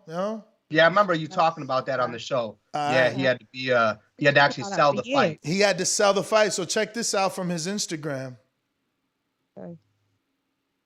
Click on my Bud's Instagram. Crawford, #1 pound-for-pound fighter in the world. This weekend, I'll be in Las Vegas, Nevada for my press conference with Sean Porter. But it's no days off. I'll be working out. And this time, I'm going to grant one of my lucky fans the opportunity to train alongside of me. Click the link in the bio. What's up, everybody? It's your boy. So it just sounds like I don't really want to do this, but my publicist has made me do it. So I'm here. Well, all right. It. So some facts. Hey, he sounds like beast mode, straight up like beast mode from who was he playing with at the time? They was gonna fine his ass because he didn't want to come talk to the press. and he just sat there. I'd rather him have said. So again, nothing than hurt I just want to say I don't know if he has a publicist. This could just be the rumors being true that we heard that if the fight got made, he had to be more receptive to selling the fight. And I just wanted to point it out that the contest is a lucky fan gets to train at the top-ranked gym in Las Vegas this weekend alongside Bud Crawford, while he also does a press conference. Again, this is smart of them to take advantage of all the media. Fox will be there, people from PBC, you know, the journalists that favor PBC, the journalists that favor Top Rank, they're all in one place. And Bud and Crawford could get a lot of exposure. And Bud going... You think they're going to have the big controversy with Katie, was it Abdo? Yeah, do you think they'll have her at the, shouting at I don't think so. At the press conference because of all what's just happened? I don't know, because do you want to talk about that real quick? Yeah, we could. I mean, we talked about it. We could definitely get your opinion as the lady. But I'll tell you this. I don't think she will be there because she's with Fox, and this is not a co-promotion like the Wilder Fury. Oh, yeah, it's not co. Yep, you're right. It's not co-pro. Yeah. So if anything, it may be Christina Pancha. Yeah, it's be Christina. But yeah, let's talk about it. What do you think about what happened? First of all, let me walk you through it, right? Did you feel she was being biased to Wilder or biased to Fury, or do you feel she was being neutral? Because she's being blamed of that by Bob. I'm going to tell you, just on my first reaction, you know me, I keep it true, I don't cap. When I saw it, I thought, wow, she's showing a bit of favoritism to Wilder. But I didn't know it was going to be this big thing, this big issue afterwards. What did she say? That was my first. Do you remember? That was my initial. Do you remember what she said to make you feel that way? No, it was because when Fury came out, she was quite cold with it. Sit down. Don't you want to sit down? Like, if a man don't want to sit down, Fury's done enough press conferences. If he wanted to sit down, he'd sit down. Cool, you say it once. Then she said it again, like, do you want to sit down? And he was like, no, I don't want to sit down. So that was cool. I was like, all right. I was like, whoa. And then Wilder was out. And I think it was because she hugged him. It was the hug. And I was like, yo, like, just hug both of them. Maybe she did hug Fury because the camera went off to another angle, but it definitely and then Wilder was like, yeah, I really respect you. So, you know, I'm going to speak. But it did look like she was more into Wilder than Fury for sure. Someone called in yesterday and said that she hugged both men. Then someone called. Okay, well, the angle, yeah. Then someone called in and said that she only hugged Wilder. I didn't even see the hug, so I'm wondering, did they edit it? Because I watched the Fox version. What version did you watch? I watched the Fox version when it was happening. I must have missed it. I must have just I didn't see that.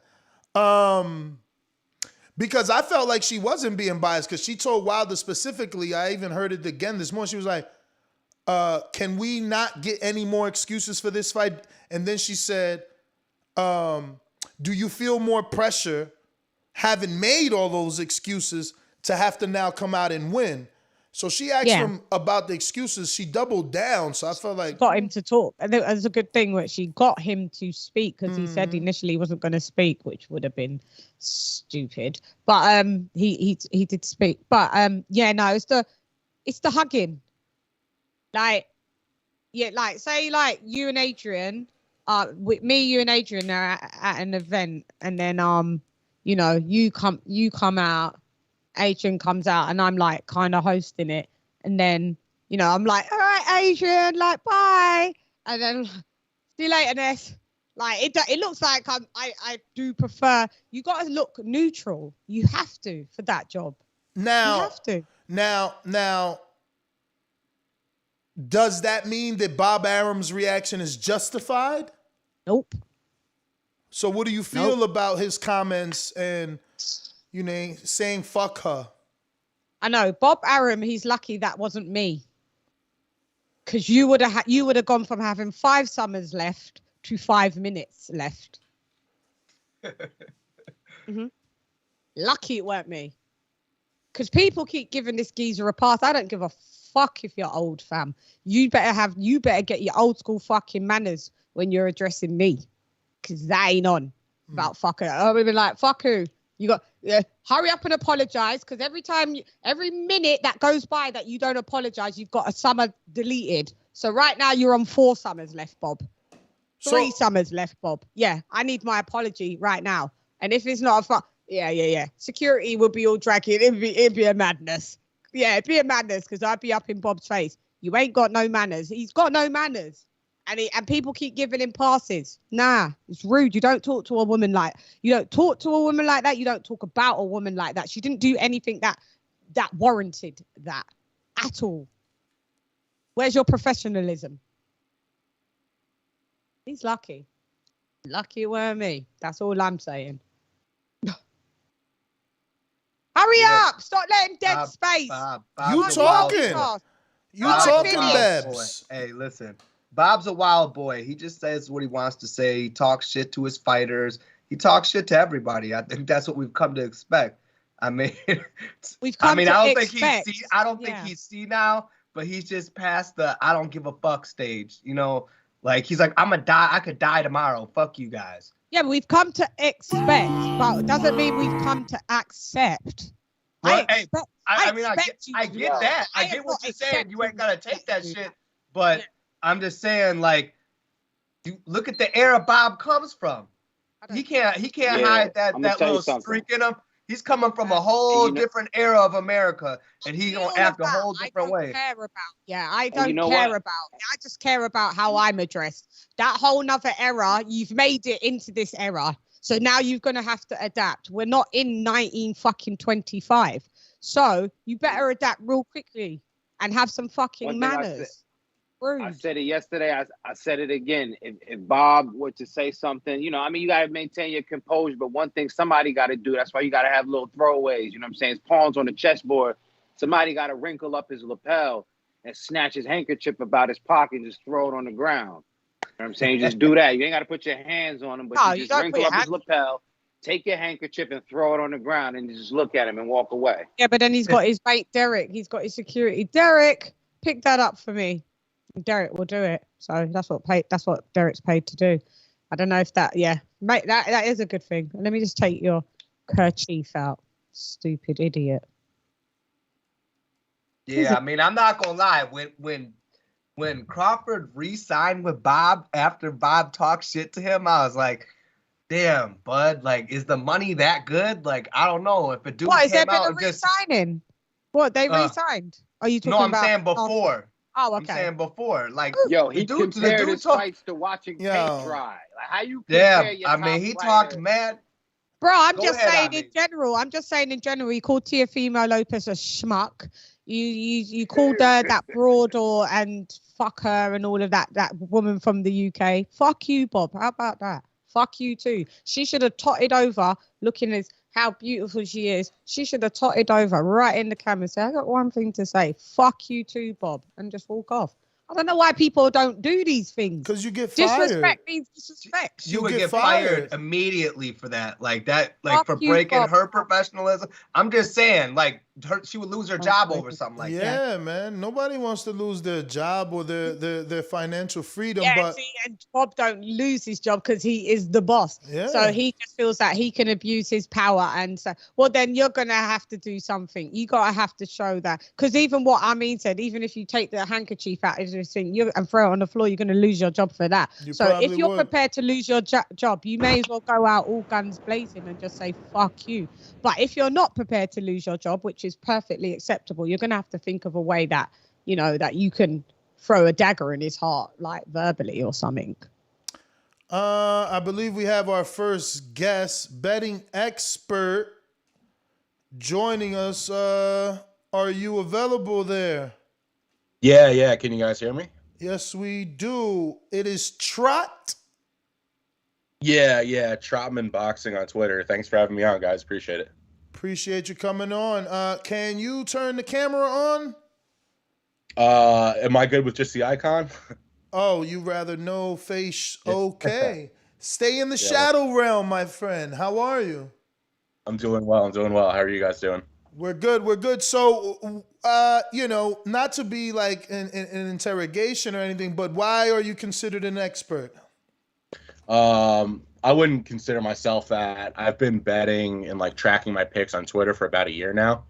Been a boxing fan for about 10 years now. I think I was just one of those people during quarantine looking for something to do. And I was like, why not start tracking my boxing bets? I've always liked doing it and following it. And I've built up a bit of a following. I've been profitable the last year. So it's been all good. And I love big weekends like this and getting to weigh in and give people advice. So it's all fun. Uh-oh, let's test his picks then. What happened over the last year that he should have gotten right? I mean, one fight. Each of y'all think of one fight and ask his pick. Hey, did you get Usyk Joshua right? No, man. I bet fight to end by split or majority decision, and that one just missed.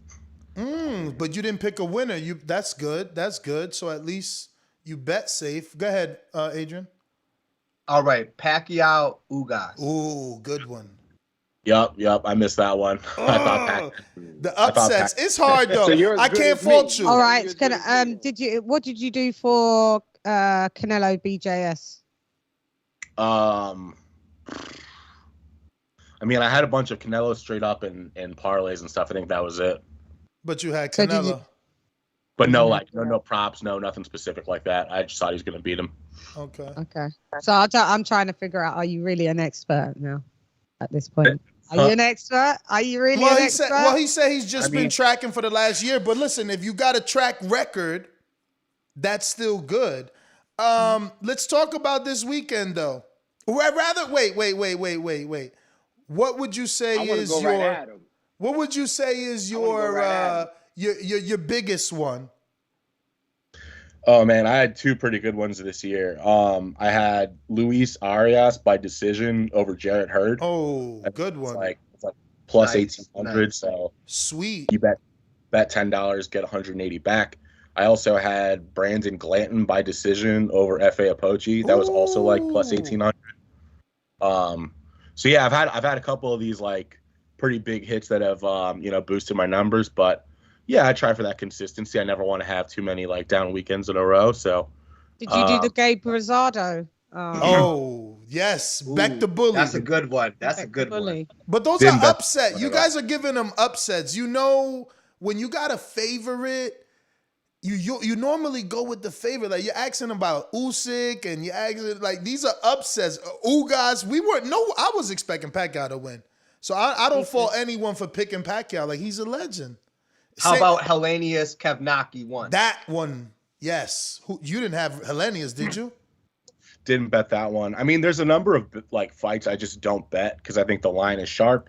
Yes. You know, if you're like better, you kind of like you cap the number, so you're like, all right, I think Kanatsky should be this number, and if it's that, then you just don't bet it. All right. There's a number of fights where I'll just like stay on the sidelines, you know. All right, so I'm gonna help. Go ahead, I mean. Yeah, without giving away your sauce, are you an analytics guy or are you like a feels guy? Like, do you just know boxing and you go off of what you know about the sport? Or are you an analytics guy? Very, very research and taping. I don't put a lot of stock into like analytics, like CompuBox and all that. I don't know how useful it is for betting. But what I think is really useful is like doing your homework, seeing if someone's training on Instagram or if they're kind of fucking around. Sorry, can I curse on here? Of course. All right, thanks. So I do a lot of research like that. I also look up as many previous fights as possible. Like I've got a big bet this weekend. Like my biggest one of the weekend is Jamie Mitchell over Shannon Courtenay. I watched a lot of her previous fights. So I put a ton of stock into like doing your tape work and just kind of doing your homework and reaching your conclusion that way. Wait. Step up, Shan. He's picking the champion to lose. So you picking Courtney to win, right? No. Other way around. Sorry, I daydreamed. Sorry, I do daydream. Other way around. You picked it. Yeah, I don't blame you because this could be. I was looking at what Eddie said yesterday. He said this is absolutely a tough fight for Courtney because this girl has absolutely come to win. Is she from the States? Yep, she's from the States. She was a top amateur here. I don't know if you guys saw, but like an hour ago or so, Courtney missed weight by like 2 pounds. Oh, you lying? Yeah, I seen that. Is she? Yep. You know what? Nobody likes her hair anyway. Every person that she fights, I hope the other opponent beats her ass. Every Damn, so single time. you was rooting for Bridges? Rooting for Bridges. I was pissed every single time. Whoever she fights, I don't care. I want them to beat her. They don't like the baby-faced assassin. So guys, let me take advantage of his time. I got a parlay that I've been offering. So before I say it, I want to get your opinions on some specific fights. We're gonna start with Liam Smith versus my man Anthony Fowler. What do you think of that fight? Are you betting that fight? I am betting it. I've got a unit on Fowler. I got it at plus 150. That number has kind of moved on, so it's a little closer to even now. Damn, you picking Fowler? Yeah. Why? Because he's bigger? Because he's the bigger man? I think Liam Smith looked like a step behind versus Kurbanov, and I think this is around the point in someone's career when that mileage that he's accumulated. He's been in some tough wars, man, like Canelo, Munguia. I think this is around the time of your career where that mileage starts to show up and you start to slow down a little bit. I've got some sharp friends who are on Liam Smith, so I don't blame them. But to me, I think Fowler is like well positioned to just catch him. It's just the right time in his career. Didn't Fowler lose to Cheeseman? He lost to somebody, right? Pretty sure. Yeah, I don't think it was like Fitzgerald, wasn't it? Oh, Fitzgerald. Okay. And he's deemed as like he's deemed as like bit better than domestic, but not fringe world level Fowler. So he's in that weird like. Yeah, I don't like. Can he beat a former world champ? I don't know. Yeah, but like I don't know. But Liam Smith's like, look at his title reign though. Like, who did he really beat as world champ? I mean, he beat Liam Williams, didn't he? I mean, okay. I just like Liam Williams is like another like kind of above average domestic talent. Yeah, I don't know No, you're right. You're right. Oh well, he thinks the Welsh guy from Wales. Yeah, I mean, Wales. he got the win over Eggington. He beat. Is that the Spaniard? That ain't Roberto Garcia. Oh, that's Roberto Garcia from Texas. No, he beat Roberto. You're damn, right. Yo, he may let me see tell what you, we try. don't see. Let me tell you, try. I was going Liam in my parlay. I thought Liam, he's got the experience. How old is he that you think he's done? He's only 33. All right, try. We're gonna move on though. You're picking Fowler. How? I think he probably gets done decision, maybe late round stoppage, like for a cut or something like that. But I think decision's probably the safe way to go. Fowler by decision is plus 350 on my bookie. So if you're going to make that bet, you already know, use my code BETTBV on mybookie.ag. Fowler by I just don't know. I might still go with Liam. Okay, so my second one, obviously, I wanted to talk about Helenius and Kovnacki. Right. So I'm not betting this one personally. Man, that's a tough one. It's a tough one to predict. I think Kaunatsky is like a glorified club fighter. Like, the Polish fans, they turn out at Barclays every time he fights. Like, he's a commercial draw. I don't know exactly how good he is. But then again, like, Helenius was kind of written off as like a has-been before their first fight. So his value is kind of inflated. So I think in a weird way, Kaunatsky is kind of value, even though he's like pretty expensive, like minus 250.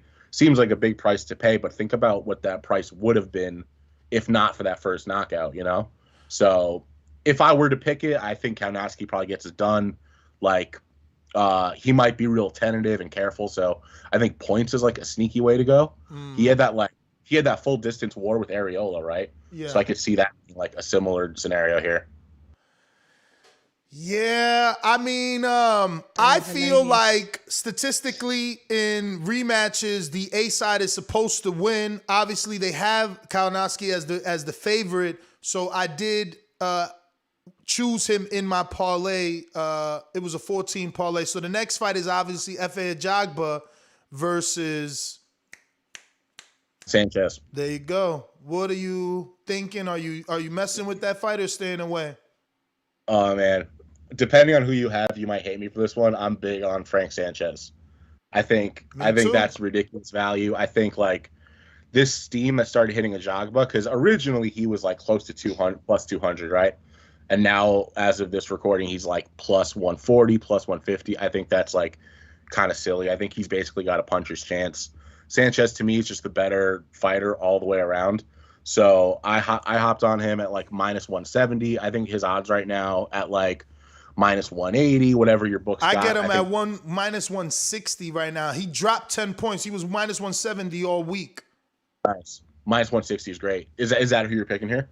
I was picking Sanchez, but it was a 14 parlay. I had Liam, Kovnowski, Sanchez. Then, I told my audience, you go with the main event, who you believe. If you're a Fury fan, put Fury in that parlay. You're gonna get like almost plus 400 total. If you're a Wilder fan, you put that in. You're gonna be close to 1,000, plus 1,000 total. Oh, okay. So you want my pick for Fury Wilder? Absolutely. All right. So I don't know who wins the fight officially. I think Wilder's the side. The way I played it, I went for a prop on FanDuel. They've got Fury to be knocked down, so Wilder to score a knockdown at any point at plus 205. I thought that was real good. I think, like, here's my gist on the previous fight. You saw Fury at his absolute best in his career, and you saw Wilder at his absolute worst. Unless you think that's the norm going forward, I think you have to assume that we're going to meet somewhere in the middle for this trilogy fight. So to me, I think it would be a bit silly to assume that Fury just, like, replicates this career best performance. I think what's more reasonable is we get kind of something in the middle where Wilder is super live to score a knockdown, maybe even knock him out in later rounds. So, look, it's not like the fight I care the most about this weekend. I think there are other better spots just for betting. But that prop to me, a Fury to be knocked down at 2-1, was pretty appealing. So I threw some money behind that. Damn, so you only went with the prop bet of Fury getting knocked down. Yep, that's for me. Yeah, I think he gets knocked down. That's such a good one. Yeah, I don't think that's a bad bet. I don't think that's a bad bet.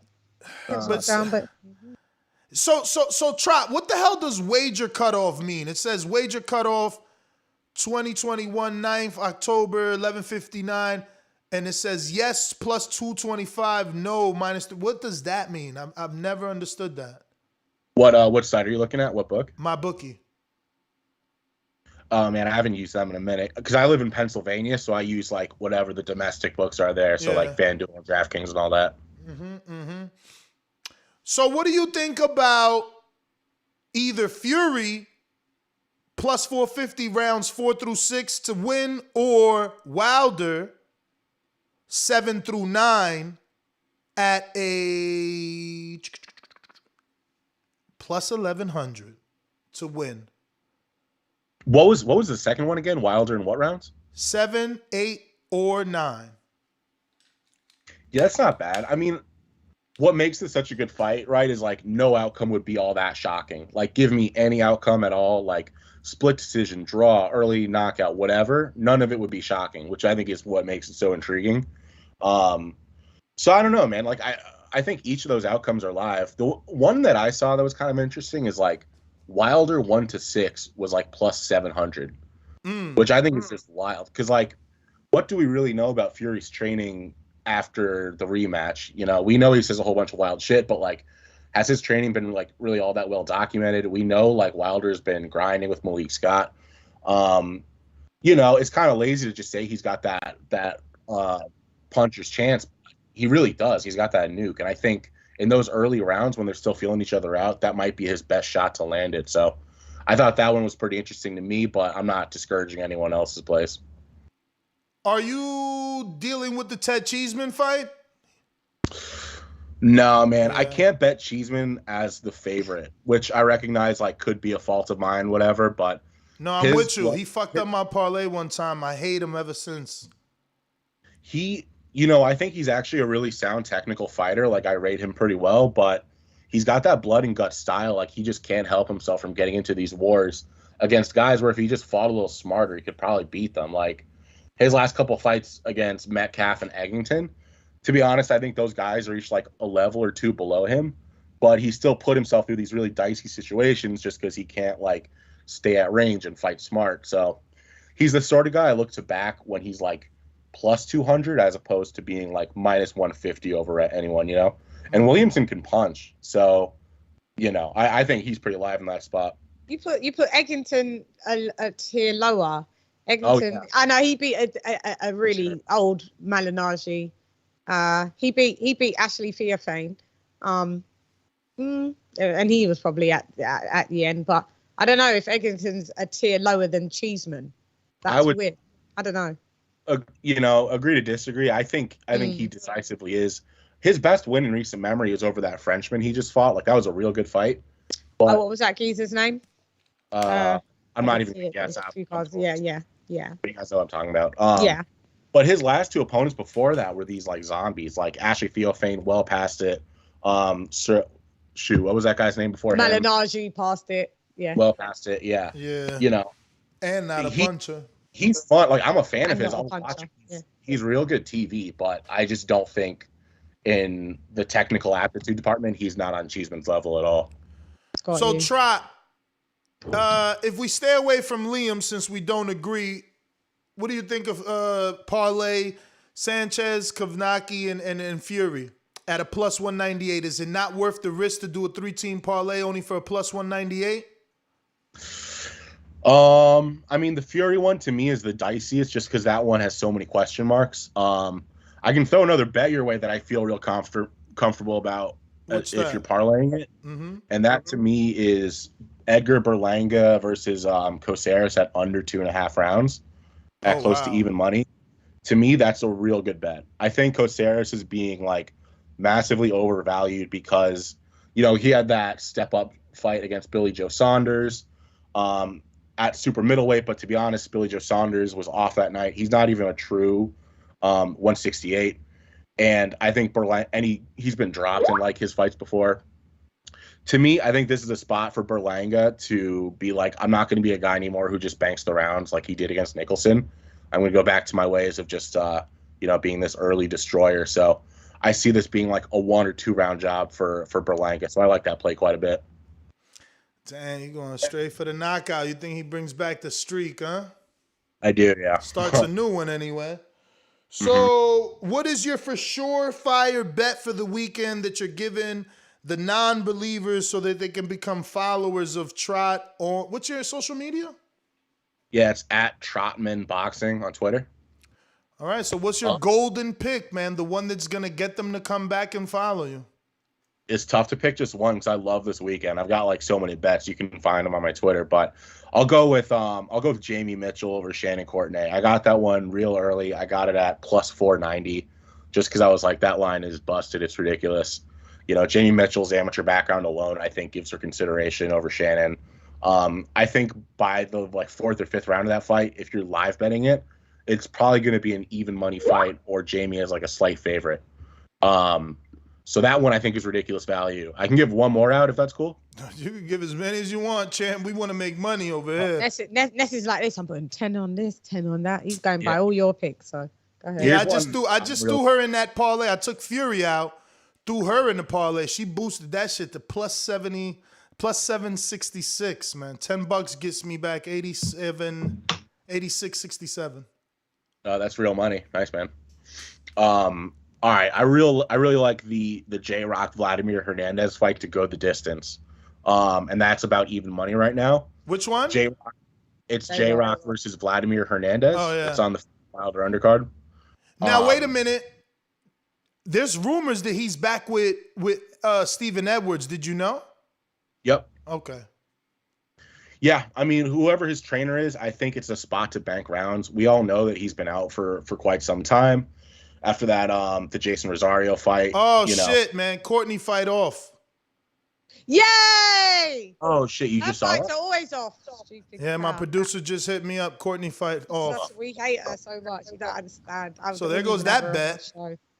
Oh, my God. Why is it off? What did it say? Why haven't you did your breaking news thing with the breaking news? Go on. No, that's not crazy. Interested. You're supposed to do breaking news and tell us and break the news. I mean, he just sent it. He sent me the message. I blurted it out. I'm sorry. So sorry. I'm devastated if that's the case. Yeah, well, that is the case for right now, man. That's definitely the case. It's barbaric. Yeah, All right. she's driving. But let me get your thoughts on some other fights. Obviously, Herring versus Shakur Stevenson. You got plenty of time to do research. I'm sure you've done some already. What you leaning? How you leaning? I think Shakur should win, but those odds are so like it's tough to get behind someone who's that big a favorite. I think Shakur by decision is kind of interesting. I realize Jamel is like the best opponent he's faced in quite some time, or probably ever in his career. But I just think it's a levels fight. Like I respect Jamel and what he's done in his career a lot, but Shakur is pretty elite in my estimation. So I think he's going to win, but I'm probably not going to bet it, to be honest. Totally agree with you. Once again, we're here joined by Trot. Yes, what is your last Trotman. name? Oh, Trotman Boxing? Yep, on Twitter. Mm-hmm. Trotman Boxing on Twitter. Betting expert helping us out with this weekend's bets, obviously. So let's talk Caleb Plant, Canelo Alvarez. There's one prop bet on Plant, and that is a massive 3,300 for him to get the decision. Isn't it worth just betting that just because they're giving you the greatest odds of your life? And it's like, you never know. Like, we never knew Usyk was, I mean, obviously you and I didn't. There's people out here that fucking picked that fight. But, I didn't think little Usyk would get it done. Is it worth putting, something on Plant at a plus 3,300 for decision? So here's my thing. I'm never going to tell someone not to bet a plus 3,300 because the return is so massive. So if you want to throw pocket change at it, like, cool. To me, I think he's kind of uniquely like screwed in this matchup. While Canelo's in his prime, while he's this valuable monetarily to the sport, no fighter is going to be on their back foot and win a decision off him. Like, it's just not going to happen. It's not Caleb's game. He's never been an aggressive front foot fighter. The bet I like the most that I'm probably going to move in on sometime soon is Canelo by decision. I do think Caleb's like defensively sound. I really think he's a smart ring general. And I think he'll do enough to hear the final bell. But to me, like, his style is not suited to get judges' scorecards when like Canelo's going to enter the ring already up 2 rounds. Like whoever beats Canelo is going to have to really beat him bell to bell. And I don't think that's Caleb. I think he puts up a pretty good showing and makes it the full 12, but I think Canelo wins by decision. So you don't see Canelo stopping Plant like he did Liam, or rather Joe? No, I don't see that happening. Now, why? When Billy Joe's been in with better opposition, so he showed he was more durable than, let's say, a Plant. Is it just because Plant started at 68, you believe he's the bigger man? So he can absorb better? Billy Joe considerably smaller. I think Caleb's honestly the better defensive fighter. I know Billy Joe gets a lot of accolades for his defense, but I think Caleb's the one who's actually been tested a little bit more as far as his defense is concerned. I think he knows tricks as far as when to clinch, when to be elusive that Billy Joe didn't. And, I think he might win a round or two, but I think he hears the full 12 and then just, Canelo wide unanimous decision is my prediction. So if I could lock in Canelo at a plus 210 by decision, I should be doing that. I think that's real good. I think another sneaky angle, if you can find a book that has the prop of Canelo by unanimous decision, because that usually gets you a couple bucks more, so like plus 400 or something, I think that's also really good.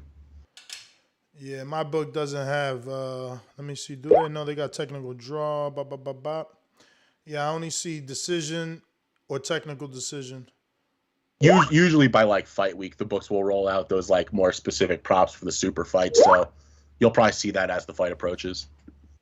All right. And then last but not least, Crawford and Porter. I don't, my book doesn't have anything on them right now. Fucking bums. Tight. What do you think in Crawford Porter? Or you think Crawford is just too big of a favorite to even bet on it?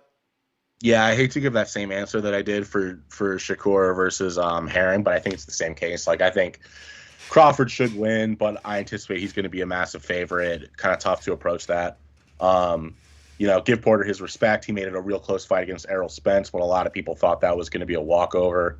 So I think he makes it a real fight, but, Crawford by decision, Crawford round 7 through 12, I think each of those are going to be pretty good bets. Damn, you think he's stopping Porter? Possibility. Like an accumulation stoppage, cut. Yeah, people saying that too. Talking about his dad gonna throw in the towel. Damn, try you coming over here hurting my feelings, man. Hot takes. Now, so let me ask you, as a guy that's trying to do this, for a living, do you tend to bet like, oh, let me throw something on Porter just in case, or that doesn't happen? I don't do it for a living. I've got a day job. I just do it as a hobby. But nah, for me, like I'm not a big hedging guy. I think in the long run, when you hedge your bets, like bet the other side as well, just to make some money back.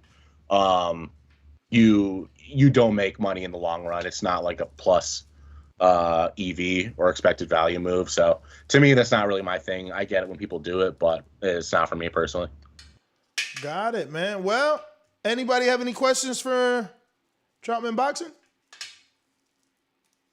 No. No, I'm good. I'm good. I don't bet like that, but it's nice to hear all y'all who got the like that risk reward factor.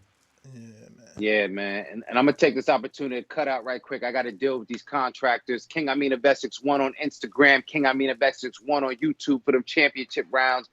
The Boxing Voice TVB podcast. I'll be back with y'all tomorrow for the live fight chat. Cassius Chaney will be joining us. Yeah, man. Y'all have a great day. Get you some movement because it's medicine. Stay dangerous. I'm out. All right. Well, Troutman, man, I want to thank you, obviously, for joining us. Give out your social media. Let everybody know where they can follow you. And we look to have you back on, brother. Yeah, thanks. It's Troutman Boxing on Twitter. Really appreciate you guys having me on. It's been good time. Can you spell that? What's that? Spell it? Yeah, it's TROTMAN Boxing on Twitter. All right. Well, brother, man, thank you once again. And we look forward to having you back on. Likewise. Thanks, guys. All right. Well, there you have it. Hopefully you can use that betting advice. I mean, look, I was already nervous about the Liam fight.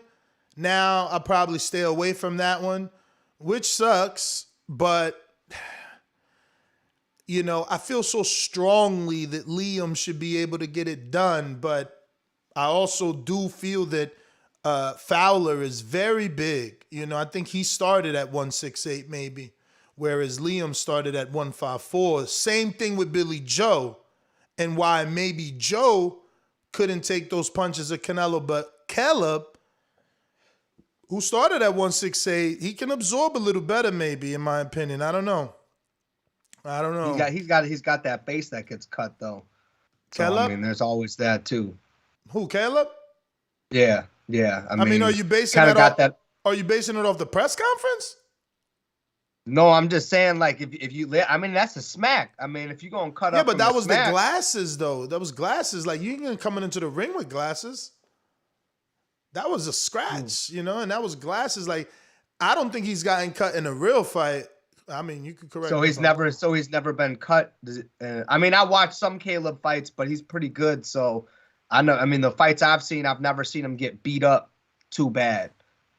He's usually outboxed everybody, but I mean, if that's the glasses, okay. But I mean, if he's got a soft skin, that's going to be tough against Canelo. I mean, that's a tough fight for me to even. I would like Caleb Plant to win. I just can't say he will win. I mean, I don't see anybody really beating Canelo like that right now.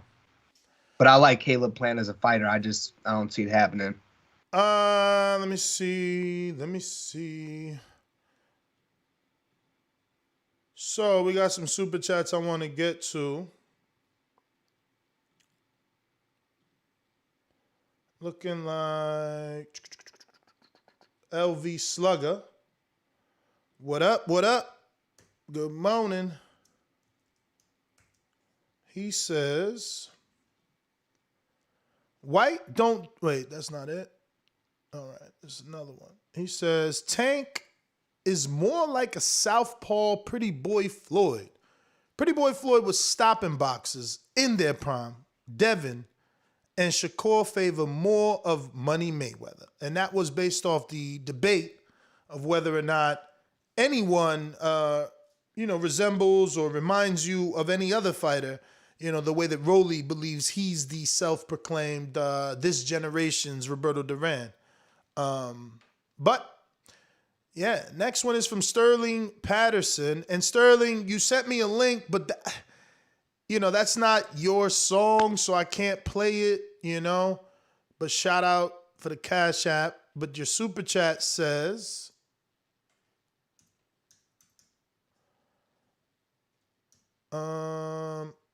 where is it? Here we go. Sterling says, Wilder by decapitation.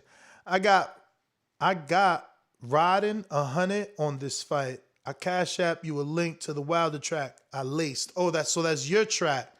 All right, Chan, you better not get me flagged, bro. You said this is yours. Serious about the music over here. Serious about I'm it. so modest, I can admit my own fault. And my only fault is I don't realize how great I really am. Revenge so sweet, when they hit you bring the smoke just like a swish of sweet.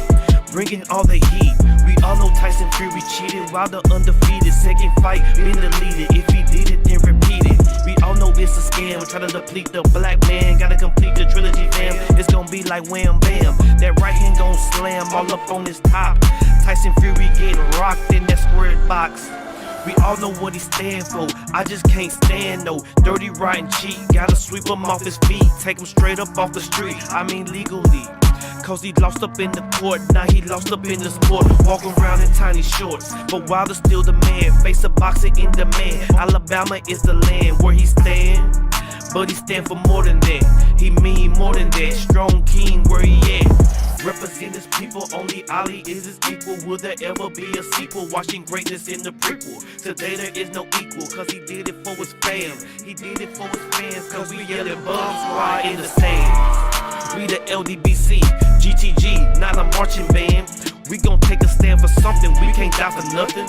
Only getting stronger, you could taste the hunger. Cause we live and we breathe this, only to achieve this. We champions, comparison to none, only ones that kept it solid as a... Alright, it is a long track, champ. Can't take 6 minutes right now to play the whole thing, but it do sound, the beats sound fire.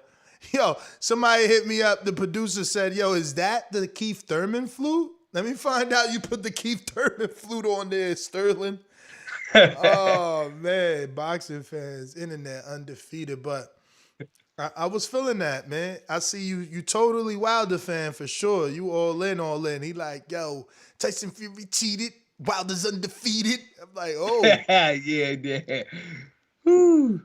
Yeah, that was. I like that though. I like that. Stainless in the lab right now, like stainless. About to go make some shit. Like, hold up. Let me see. We got George Foster. And he says, AJ will be back in the O2 gatekeeper status like Chisora when he loses again. He should let the big man take care of that work and we'll get Fury AJ. Yeah, I mean, he'll never beat Chisora. He doesn't need to.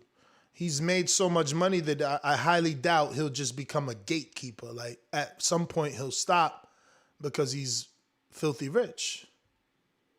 That's what I believe. Yeah. He's got no reason to fight it out till the end. Yeah, you know. Man.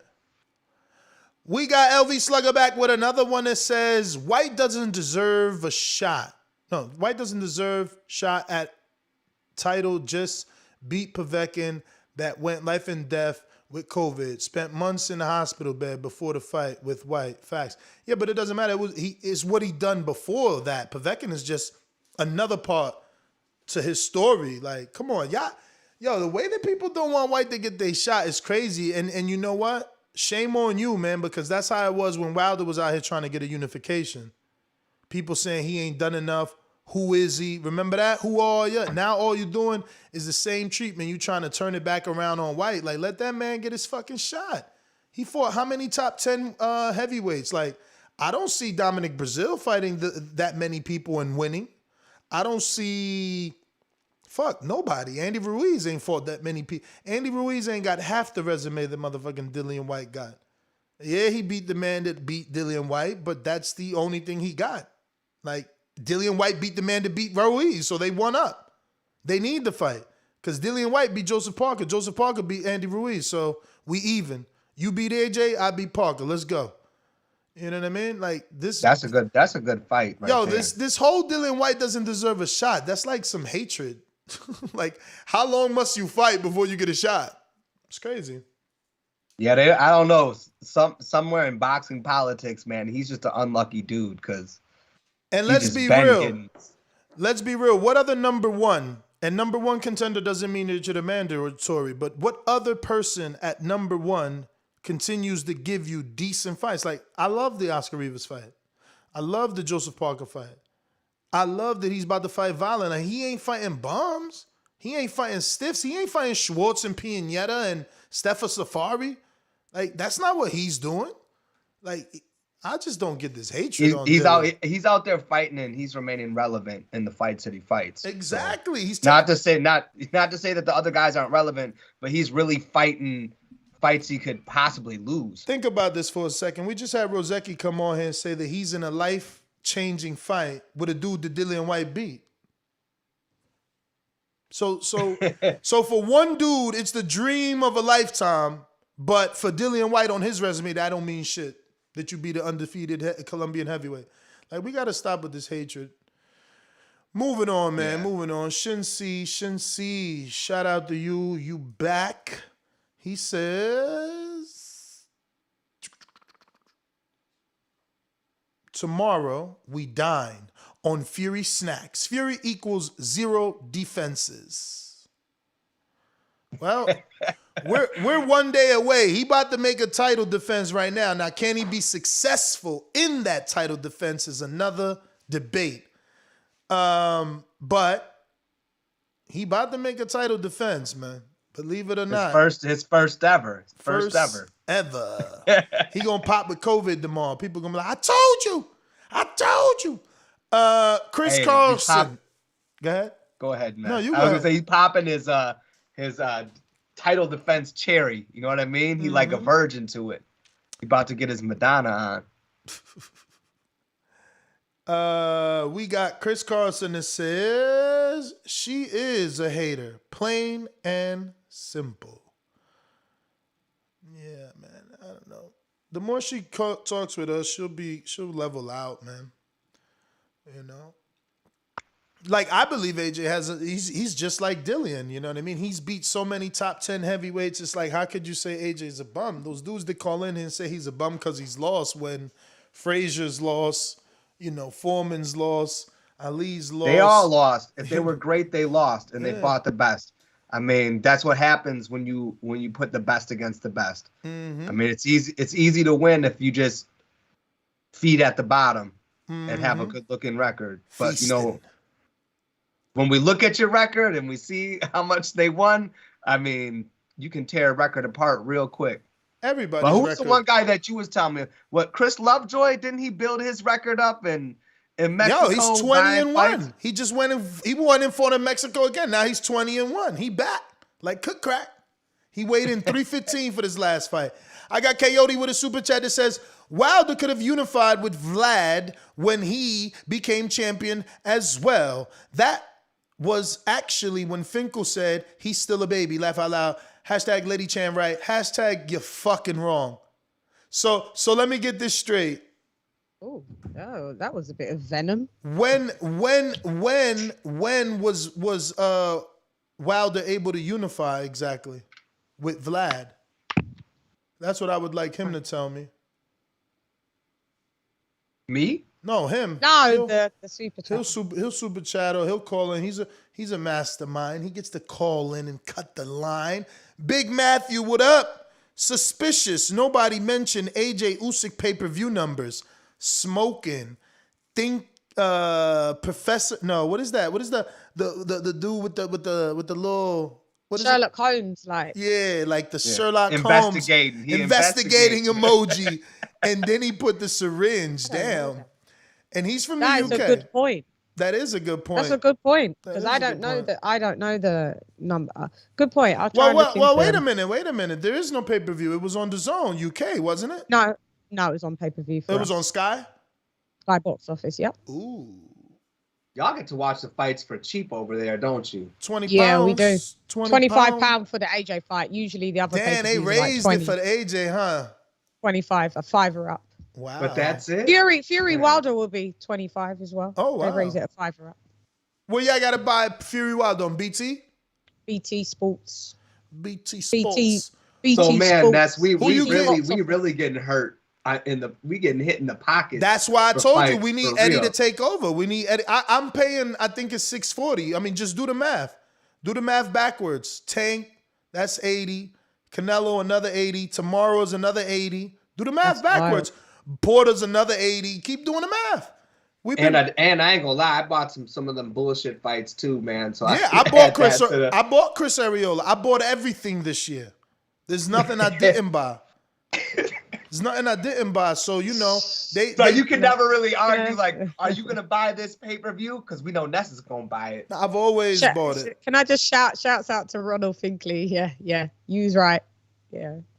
My guy. Shout out Ronald Finkley. Good morning, Ronald TBV. Finkley. Yeah.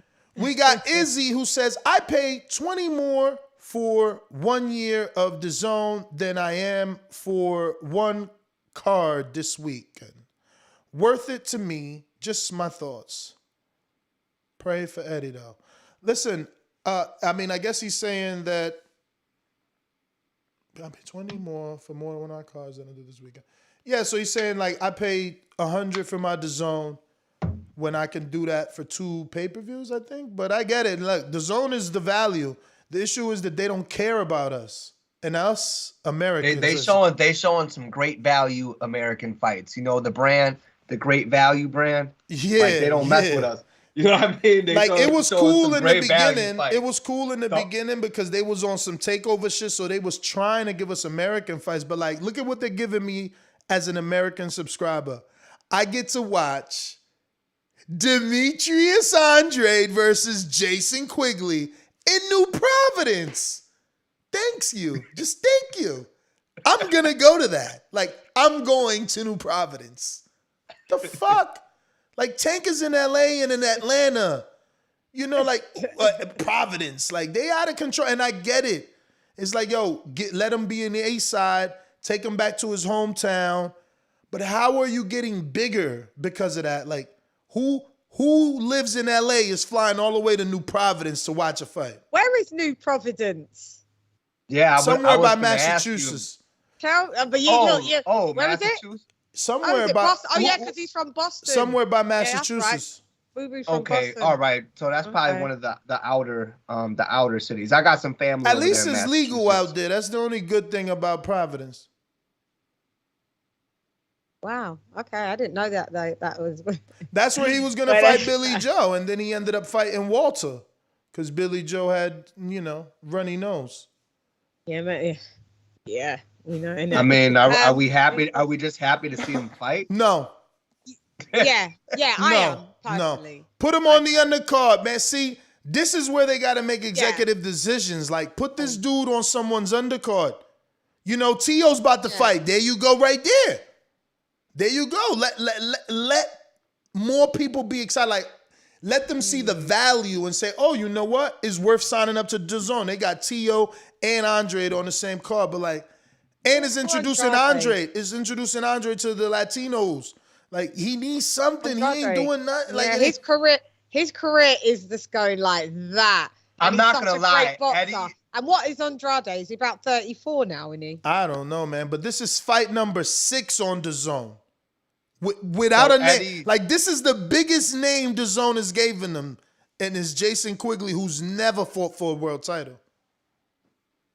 So it's safe to say, like, as much as we like Eddie done, I don't know what he's doing. It's not his fault, though. Listen, he can't get Andre to fight with dudes that are not on his stable, and he can't make dudes on his stable fight him. Canelo calling him a horrible fighter.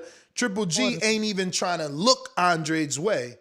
It's up to DAZN to fork over the money. Like, here, Triple G, because we understand that you're 40 years old, you about to leave. We need you to get in with Andrade and let him rip the torch from your fucking hand so we can continue the story with Canelo.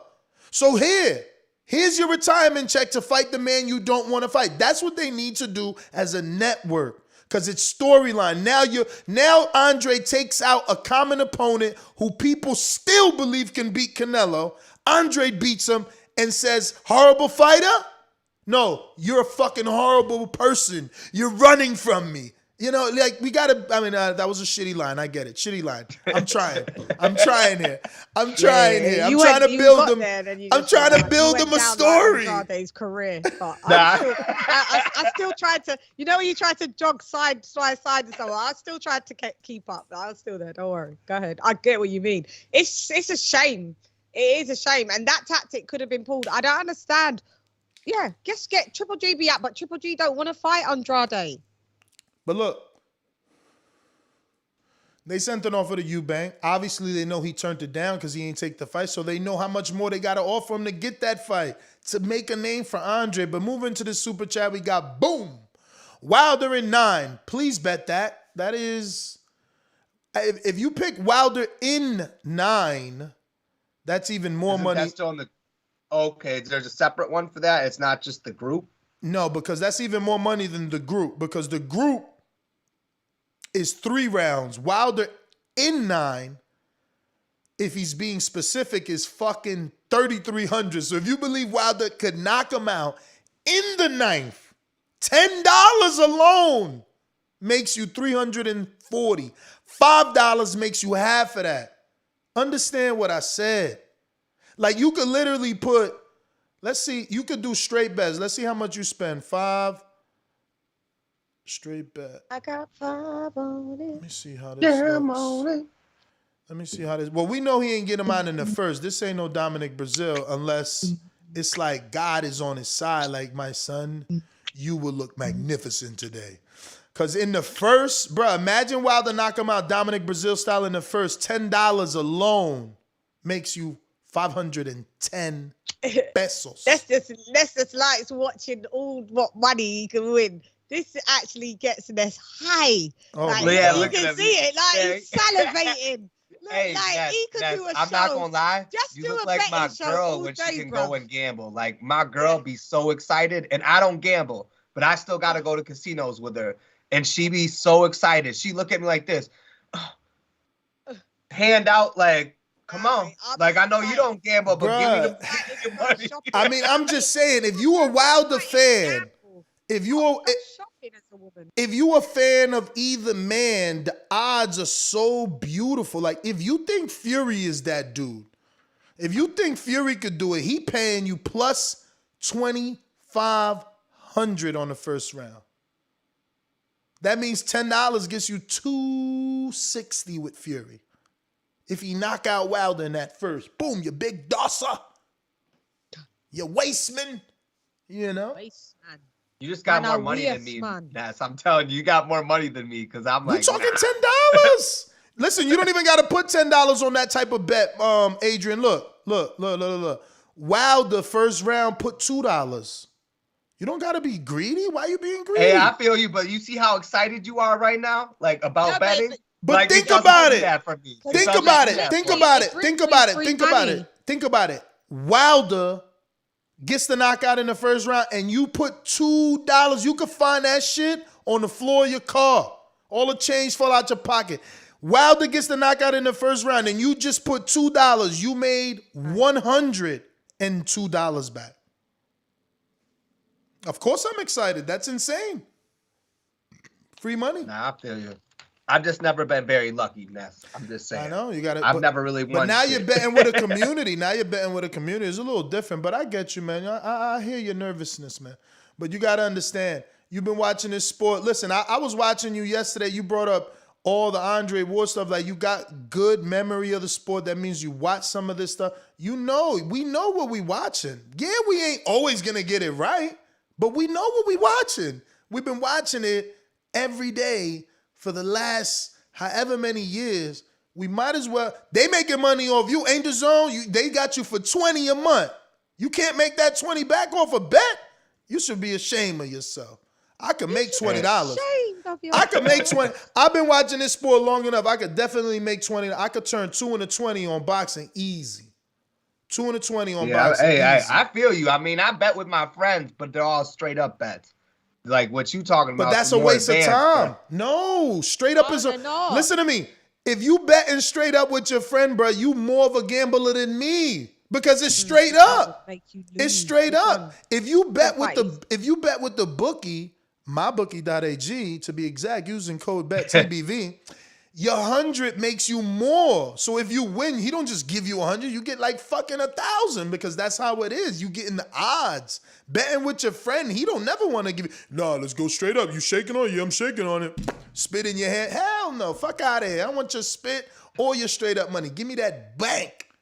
I want that. I got you. You know, I got you. I'm gonna put down a couple of bets and try it out. I'm gonna try it out. It's just, I mean, Listen, if I win, maybe I'll feel differently about it. I'm just not. Don't even much of a play. gambler. Don't even play. Do fake bets. For anybody on the fence, don't play today. Go to the site, put in the number you think you would have been comfortable, write it down, screenshot it, and see what happens that Sunday. That's all. Don't do it.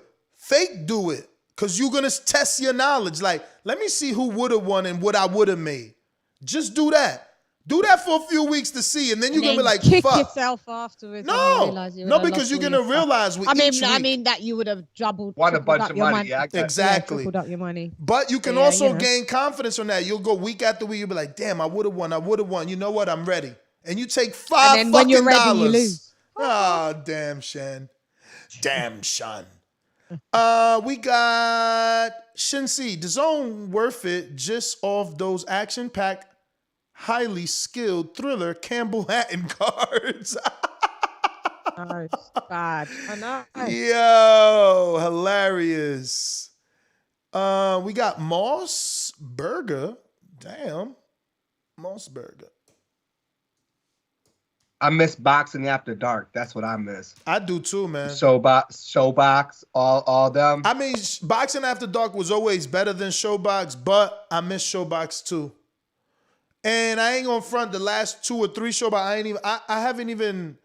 I just signed up to Dazn. I mean, Showtime. I don't know what I did when, honestly, because I'm watching something on their network. So I'm like, damn, when did I start paying for this shit?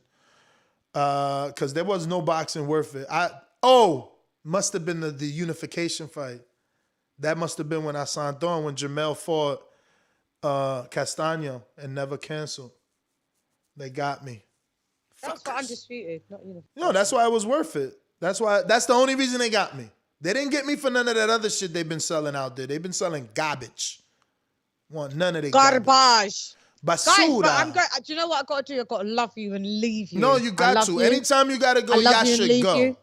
Yeah, I'm good to love you and leave you. Love you and leave you. Adrian, have a great day. There was a song like that. You gonna sing it? I don't know it. Love you Tell me. and leave you alone. Is either love me or leave me alone. Something like that, right? No? I remember the lyrics. Yeah, I do remember the lyrics, but I don't know the melody. Me neither. I don't know the exact get the song, melody but I do either. remember the lyrics. For next time, we'll just do it the next time. Don't ask for the beef. Anyway, I'll be out, guys. Thanks. All right, have a good one. Bars. See you later. Later. Besos. Later. We got to do a karaoke next time with Adrian and Lady Shanshan. We got Moss Burger. He says, first time super chatter. The mind games and boxing skills still belong to Fury. May the best man win. That's how I feel, man. That's how I feel. Like this is not a bad bet. That Fury by decision is not a bad bet, man. At 275, 100 makes you fucking 275 plus your 100 back. That's 375 though. Because he just got so. See, I think the only way for Wilder to win is to ignore the feints, ignore the jitteriness, ignore all that, and just come forward.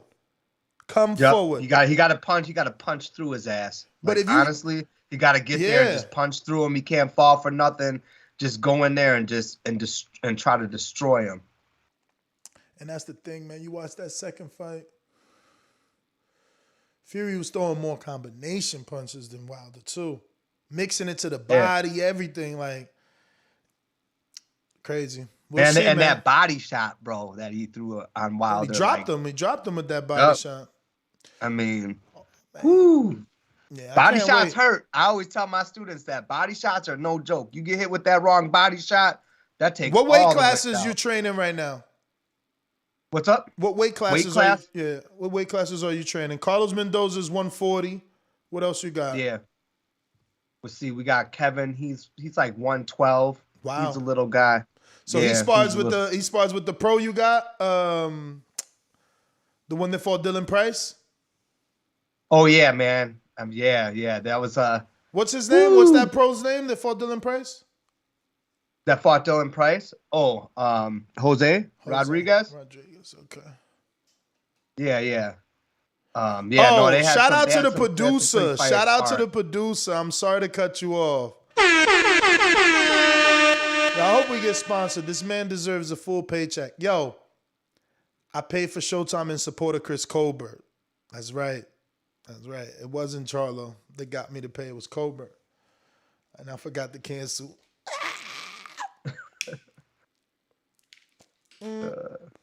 Let's see. Chris Magello or Mayello. Yeah, Mayello. But it's just love, no chat. And since he says Bob Father will get ya stomped outside.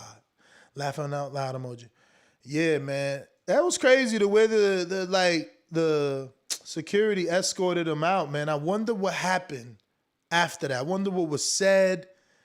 You know, like did someone call Bob like, hey man, you know, like you're on our network. That guy works for us. We need coverage, or does that like go, you know, like what he done to Coppinger, is that okay? So many questions. I don't know, man. Bob's got a lot of pull in the sport. Word. I think that I'm not gonna say they're gonna overlook it, but they might overlook it, like, because they realize Bob's kind of like got my own shit going on. What, you know, like he doesn't care about that. But Obviously. the network is still ESPN though. It's like, don't you need his coverage? Like, you're sending him there. It's like he's not going there on his own. He's going there to do work for ESPN. So that's what I'm wondering. I don't know, man. Bob's wild, bro. Like I'm starting to realize more and more he just doesn't really give a fuck. He just doesn't really care about anything. He just says what he feels at the moment, and he stands on that shit too, because he definitely doesn't apologize. Never. Never. We got Young Profeta. He says Wilder under 7.5. F.A. Hellenius parlay. Now that I bet you that pays, well, the under and a half ain't that good because that's a minus 130. So let's see what that looks like as a parlay. I don't know that I would take that, champ. You're going to do Wilder under, and then you're going to go boxing, and then you're going to do, he said FA.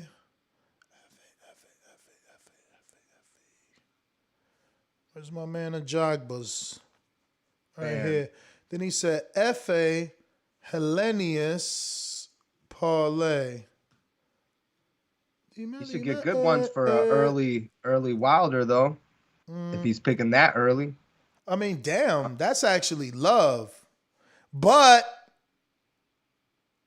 that's a more difficult parlay than what we've been doing. That's similar to Keem's parlay of Wilder by the win, FA by win, Hellenius by win. He's changing it up, being Wilder gets the win under 7.5 rounds, meaning Wilder knocks him out under 7.5 rounds. That boosts that parlay to plus 1283, which means $10 alone makes you $138.35, and you already know $100 makes you $1,383 with 54 cents. I'm not gonna lie, that does sound, I don't know. Me. My personal bet for Wilder's in 5. You know, if he's gonna get the win. That's a lot of moolah. Remember to use the code BETTBV on mybookie.ag. It works everywhere, ladies and gents. It works everywhere. Make sure you're trying to use it if you want to make the moolah. We got Ken Stone who says,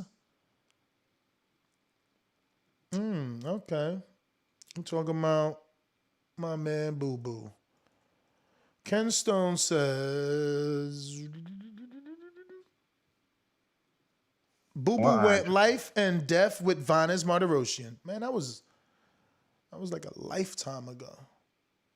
But I get you, man. That's probably, that's part of his story. Man, I just feel bad for Boo Boo because, like, man, I just feel like Eddie fucking his career up. And maybe it's not all Eddie's fault, but, like, damn, man, you can't get a fight. You're going to get pushed past your prime without the fights that you wanted. That's crazy. LV Slugger says, okay, this is third one. He says, why did White have a rematch with Povetkin again? Please show me when Mando gets slept and revenge it, then keep position. I don't hate. I speak facts. He got a Mando because he had the interim title. The interim title was created because of the confusion of the WBC heavyweight division being on pause with Wilder and Fury.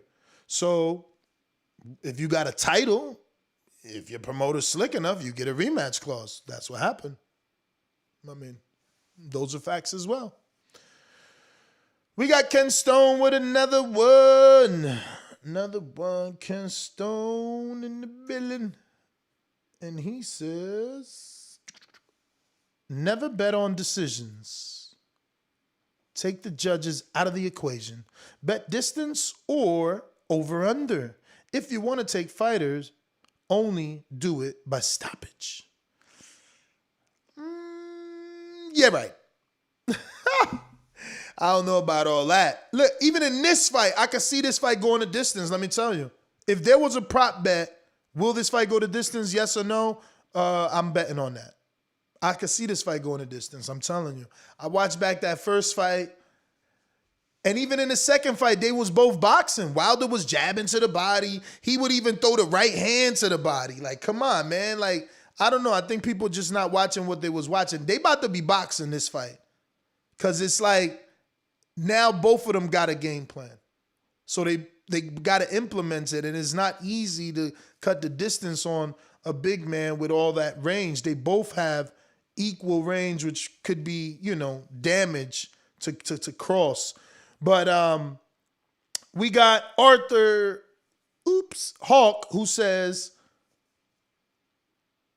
Broner used to remind me of Floyd. And that's when we were talking about people that, either remind or resemble or compare to Floyd Mayweather Jr. Then we got Jaime Nieto that says, loving the new panel. Adrian doing a good job. Damn, Adrian, they loving you. They loving you. Today, but tomorrow might be a different story. I didn't see it happen. True indeed. But thank you. I appreciate it. Let me see here. We got, did we ever open up these phone lines? Let's do that and get to the we ain't opened them up yet. We should get to that. The voice of the people. These calls are brought to you by Big Rigs Trucking Agency, experts for all your insurance and trucking needs. For quotes and consultations, visit us at brtagency.com or contact us at 908-943-6918. All right. Looking like young Profeta came back with another one and says, is young with a U. No O. Young Profeta says, it's Wilder under 7.5. F.A. Hellenius. Yeah, but that's what I did. It's Wilder under 7.5. I pick Wilder, I'm pretty sure, on my parlay.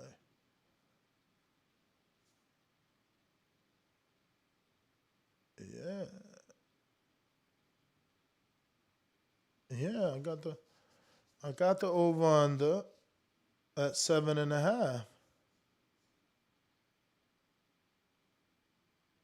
Hey, Ness. So do you bet all the fights then? Because I see you into betting, but do you bet them all, or do you just bet certain fights? Certain fights. That's why I'm big on this weekend. This is a big fight. we know these guys' entire career is different than betting on Liam Smith versus Anthony Fowler or like Shannon Courtney and whoever the fuck she was about to fight. This is why I'm saying, like, this is a big fight. We know these guys, and it's good odds. Like, think about it. Shakur Stevens, Jamel Herring, we know their whole career, and look at those odds. Shakur's a minus 900. It's like, you can't make no money with that. You just got to watch that fight happen. You know, you can't do nothing with those type of odds. But they're giving you a highly skilled Fury to win by decision at a plus 275 or win by knockout at a minus 110, which means at the minus 110, every 100 you give them, they give you back 90 plus your 100. It's like no brainer. And if you're a Wilder fan, they're giving you even better odds for him. So it's like, this is the fight. Like, I don't bet for every fight. I sure enough don't.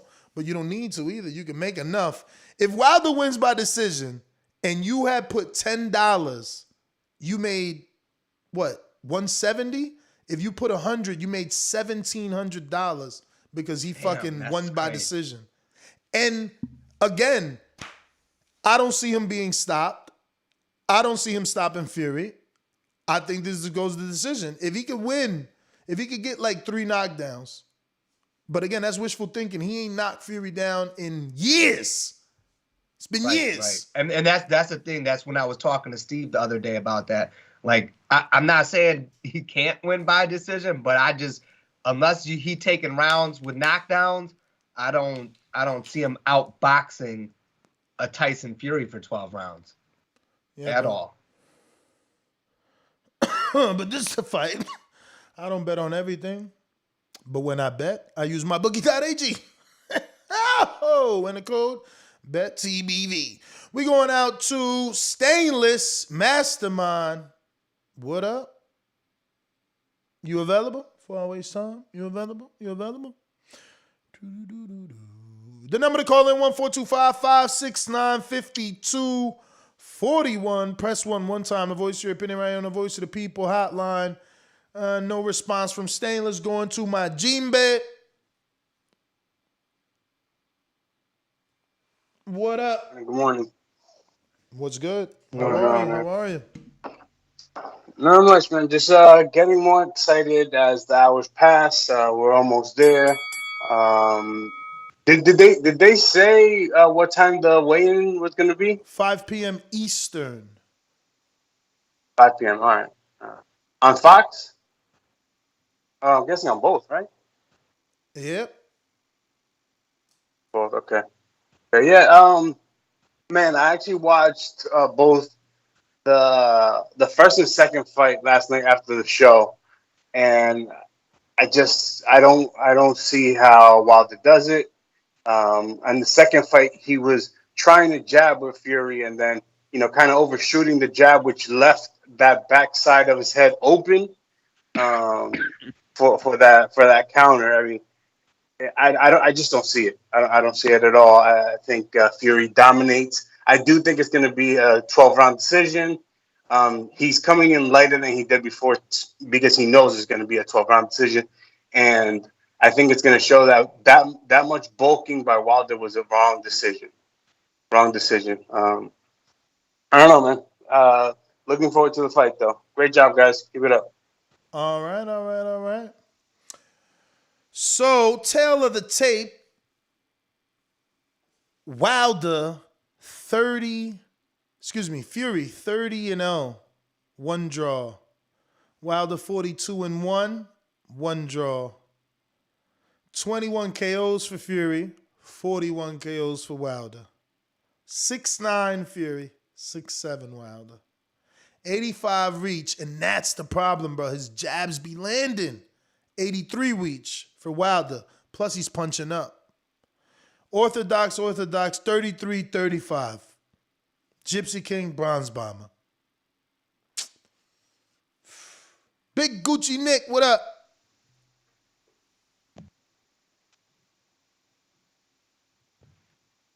Yo, what up, Ness? You. Yeah, man, with that being said, the tail of the tape, man, I still got Wilder by KO. Still got him by KO. First 6 rounds. Well, here's the thing. Honestly, I'll take that back. I got it 50-50, but I'm rooting for Wilder. I say it doesn't matter who wins. I think it's going to be a KO within 6 rounds. And it is what it is. But I'm definitely rooting for Wilder. I hope he gets the KO. But, yeah, man, I'm looking at this fight 50-50, man. Definitely 50-50. It's going to go one way or the other. Fury says he's going to go for the KO, so I don't expect him to go 12-round boxing. I mean, he was going to go for the KO last fight, and he did. I mean, he put the pressure on. But this time, I think there's definitely going to be a KO first half of the fight, man. I'm rooting for Wilder. Go with the bomb squad. You feel me? Shout out to TBV. Everybody hit that like button. Everybody hit that subscribe button. You know what it is. Shout out, man. Thank you for calling in, participating. Let me get to Kentrell in Phoenix, Arizona. What up?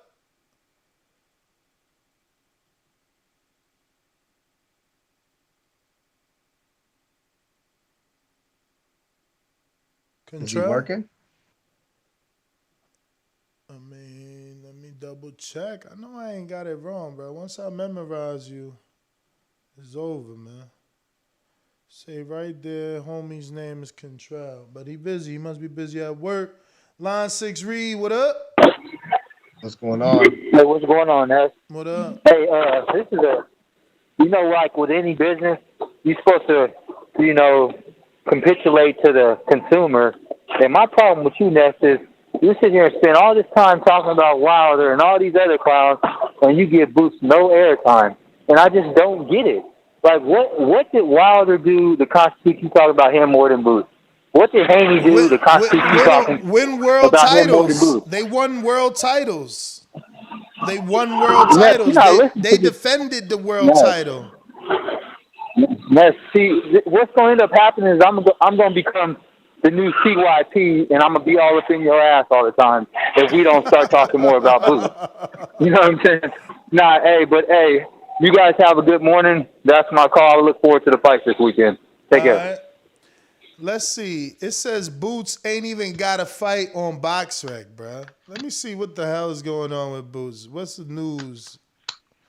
Jerron Ennis versus Delorme, October 30th. Why is it not on the schedule then? Ridiculous. This is what I'm saying. This is why this dude doesn't get any, and that's why Coppinger's saying it. So it's not even official yet. They haven't even announced this yet. It's like fake news. It's not even on the schedule yet. Let me double check if it's on ESPN's calendar. Maybe BoxRec did it, but ESPN did. Let's see.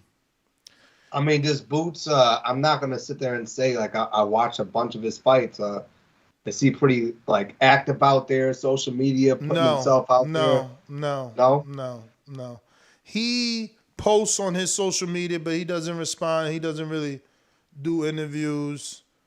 He's just in the gym. He's a dude on a mission, but he's not on the calendar. On ESPN, no, that's Cepeda versus Josue Vargas. Josue stepping up. Dillian White, Oda Valley. See, nothing on the 30th for Boots, man. It's all fake news. It's not my fault. I want to talk about the dude.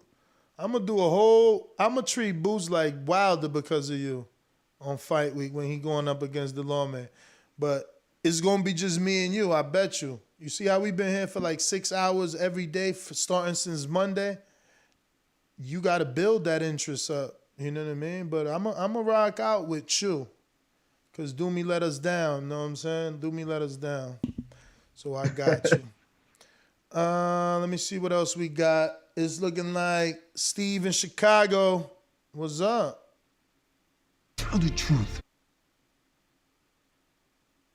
My town up in K-Town. Hey, Daddy, this a Dolla beat. I drink soda, I eat pizza, I hang out with chicks all day. These fighters still can't beat me. They fighting every day, they're in the gym every day. Just give me 6 weeks, and I got it. Boxingvoice.com.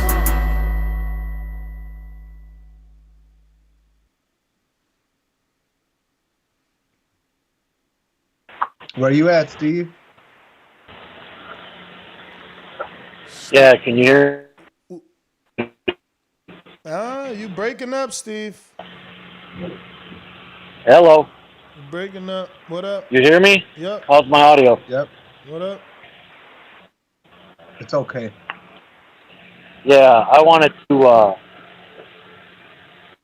Hey, man, Ness, you're picking up some bad habits, man, from these Brits. You're hanging around them too much. What Every happened? time we try to we hate, we this, we that. Please hate, man. I want to do that debate last night, but we're going to do it on.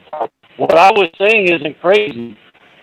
You pull up the box rec and you compare top 10 for each country. That's absurd. I'll say Steve, you at least win 50. Are you using some sort of Bluetooth or are you driving? It's bad. Yeah, you breaking up pretty bad, Steve. Yeah, we got it. Sorry, my friend. We wish we can do better.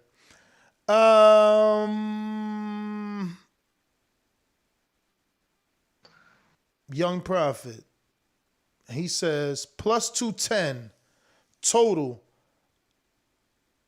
Under 7.5 plus 110 FA plus 130 Hellenius plus 240 is my bet on mybookie.ag. Man, salute to you, man. Shout out to the community, man. Don't forget my code, BETTBVB. We got Big Gucci Nick. We went to James Payne, Tennessee. Available?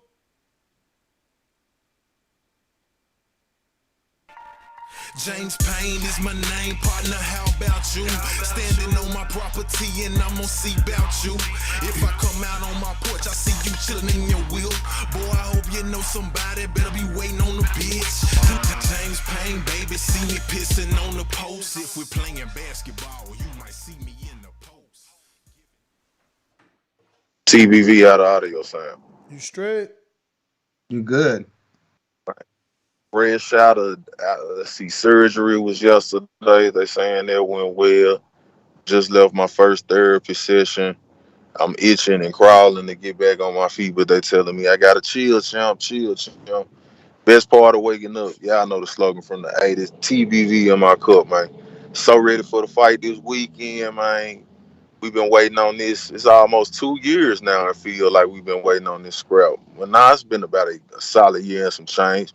So I'm just ready to see what they got. I love the topics. We are truly blessed at the end of this year because it was looking shaky, baby. But now we got some great fights to end this year out. Y'all know how I'm rocking in that Canelo and Plant fight. We going with Plant, first undisputed Tennessee champion. Here we go. JoJo and Ryan. I hope Ryan go ahead and man up and face up and don't back out like he did last time. So let's see what happened with that. Let's see who else we got. Oh, yeah, Crawford and Porter. Y'all know we looking forward to that. It's going to be a TBV celebration that day. I want to see what Porter can do, but, man, I feel like Crawford got another level to him that we ain't seen yet. But we're going to see what happened with that. And what's some of the other fights we were talking about? Y'all were talking about Wallin and White, is that was? Or was that, who was that? Or was that Helleni? That's right, Hellenius and Kalnaki getting ready to fight. You said who Wallin fighting? Is he fighting Dillian? Yes. Hello? Yep. He is? Yep. Who y'all picking in that fight, man? I think that's a decent scrap. Who y'all got in that I fight? already told people, man, I think Violin gonna give him everything, man. He might win that fight, man. I think he just got better stamina, man. Whenever Dillian been in there with someone that could bang back with him, he starts coming apart. He starts looking sloppy. He starts getting tired. And I think Violin is in shape. Always been, always will be. Yeah. Have you already stated the odds on it? Because I was in therapy, so I couldn't listen. Did they already say the odds on that fight? Nah.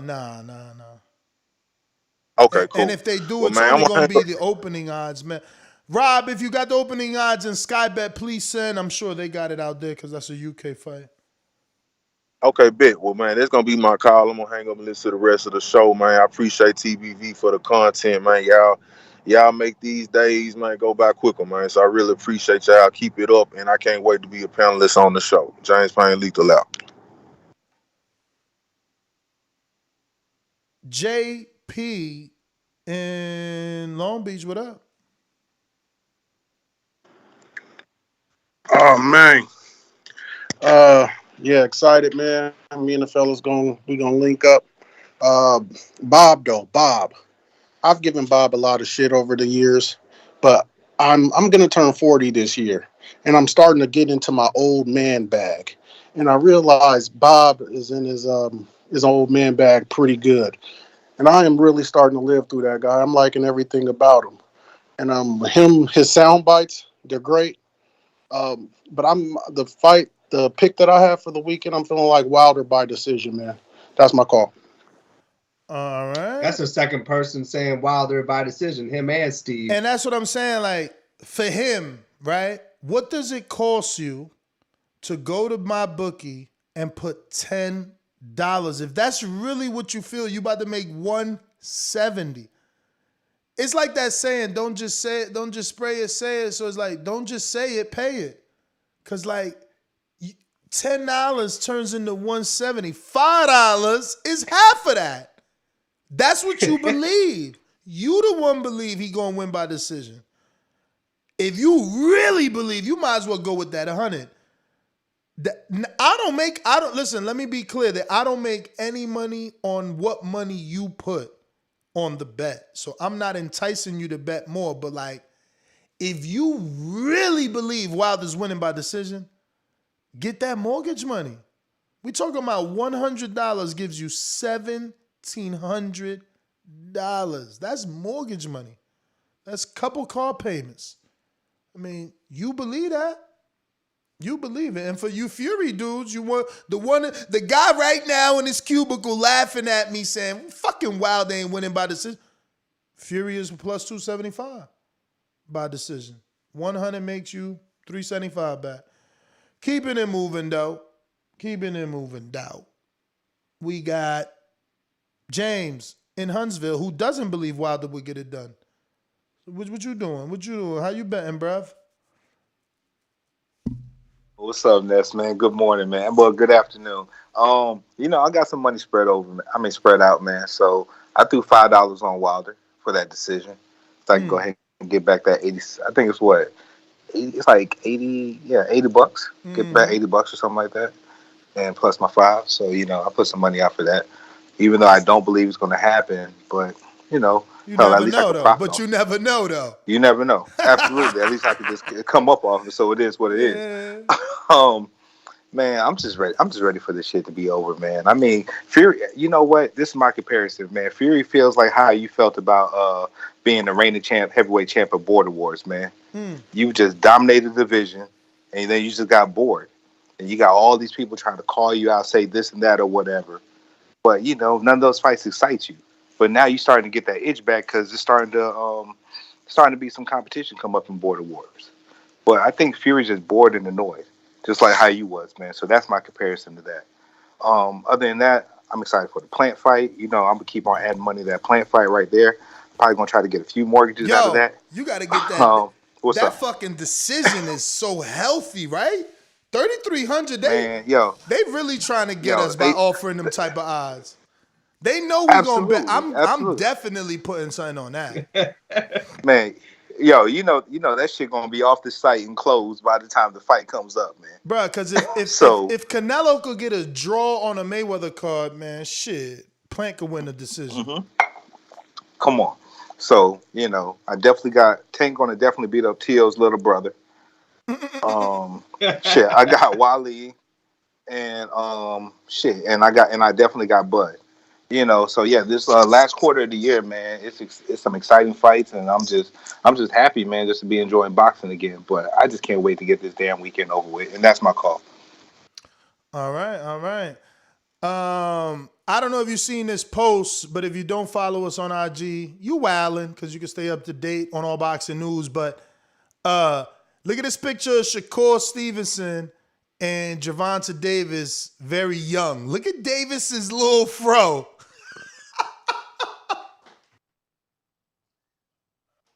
Yo, Davis look crazy right here, like in a good way though. You know what I'm saying? Like, oh shit, like young Davis right here. And Shakur says Tank by murder.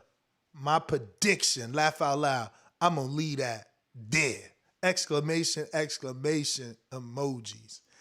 So, we obviously got Tank and Rolly in the title.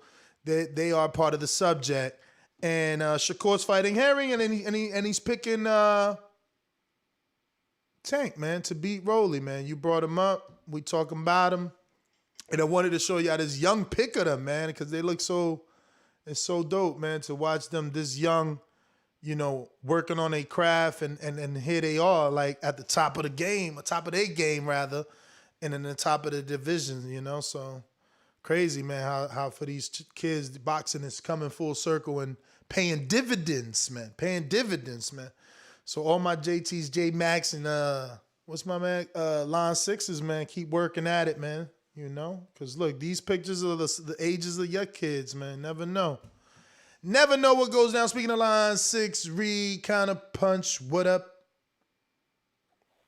Hey, Ness, how long is the counter punch? Un minuto. All right, well, I just want to use this counter punch to take a moment of silence for Boots. So just no silence for the time of my counter punch. Here we go. Let's do it.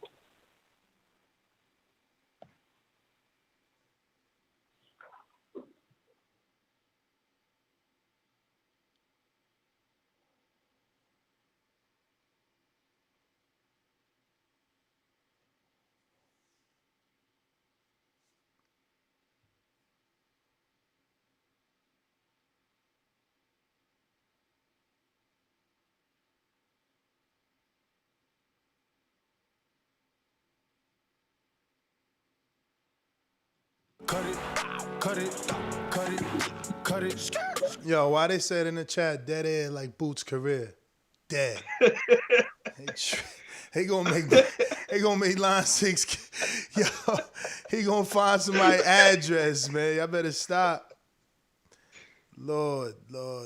Young Tank and Young Shakur. That looks so dope. Let me see who we got. We got Keem in Florida. What up? You Vel? Yes, he is. Wait a minute. You say you know boxing? Yeah. What is a Maybe I don't know. Tell me what a poor counter is. Poor counter. I've never heard that term before. That must be your term. You must have been. No, Shake, HBO need to fire you. You don't know shit about boxing. You ain't shit. Yo, what up, y'all? Man, ain't nothing. Just jump back on, man. What up, Adrian? What's going on, y'all? Just jump back on, man. So, we just talking. It's fight week, right? We want one wake up and it's a fight. That's all that's left, huh? That's it, man. That's it, man. I'm excited, dog. I'm excited. What best man. you made? What best you made? I know you made some put, bets. Yeah, I put some money on a parlay with FA and Hellenius and Wilder winning. Then I put some money on a parlay with just Hellenius and Wilder, and then another one with just Hellenius and FA. Damn, you and I'm love thinking about putting Hellenius. some. Man, I don't see how they got him as the underdog, let me tell you something, bro. but wait, bro.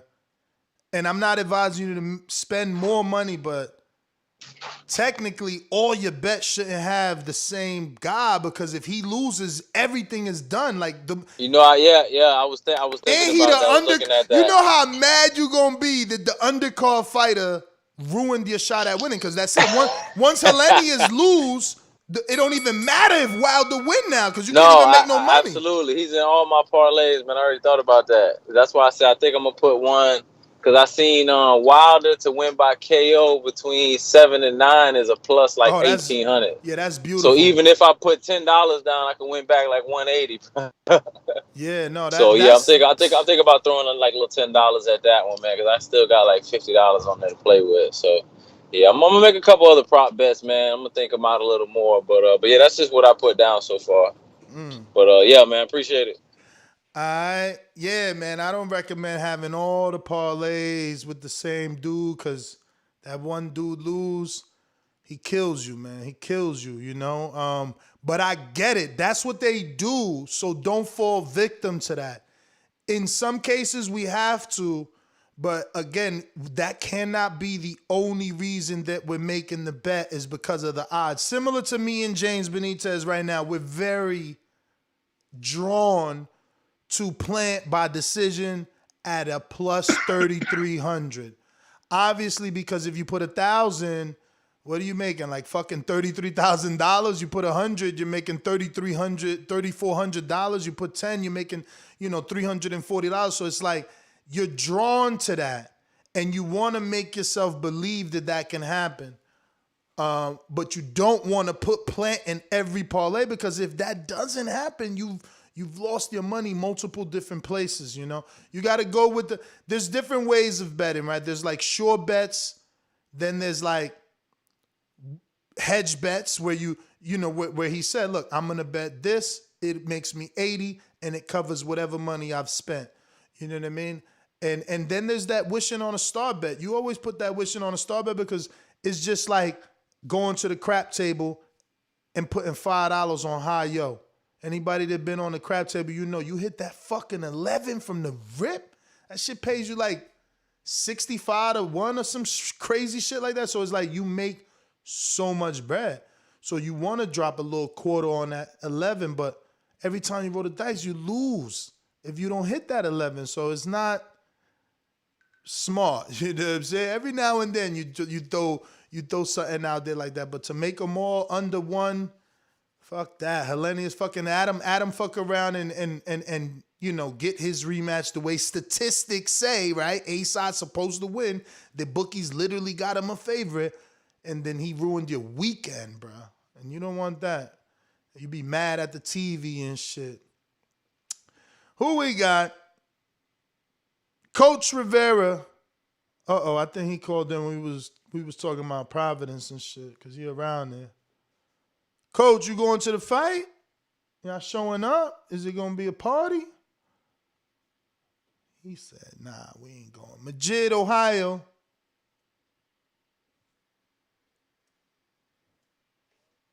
Everybody need to like the video, subscribe to the channel, and join YouTube members and Patreon for something. Yeah, y'all remember I said yesterday I got Sanchez, Edgar Berlanga, fucking Hellenius, and Wilder. But I wanted to give a shout out to you for doing this show and going live tomorrow. And then just say one thing that don't really got nothing to do with this. I'm looking at all these other little boxing channels that's down there in Vegas, and they instigating the shit out of Teofimo Lopez and Haney or whatever. I'm like, I feel like by today they just gonna be like, hey, Devin Haney, Teofimo said he'll slap you. What you gonna do? They just going back and forth to get some content. But like I said, everybody get those likes up and good shit. Well, I mean, shout out to those dudes that taking advantage of this big fight weekend and get that press, man. That's why I made a point to point out that the Crawford's going to be out there, because that's what you should do. Wherever the big fight's at, you should be there, because someone's going to put a camera in your face and help you continue to bubble. And that's what you want. Most definitely. They gotta market themselves. Absolutely. You gotta go to where the market's hot. Mm-hmm. You know what I mean? You big fight, go there, dripped out. Them dudes always looking slick, man. And get those fights, talk your shit. Get yourself in the public eye. For sure.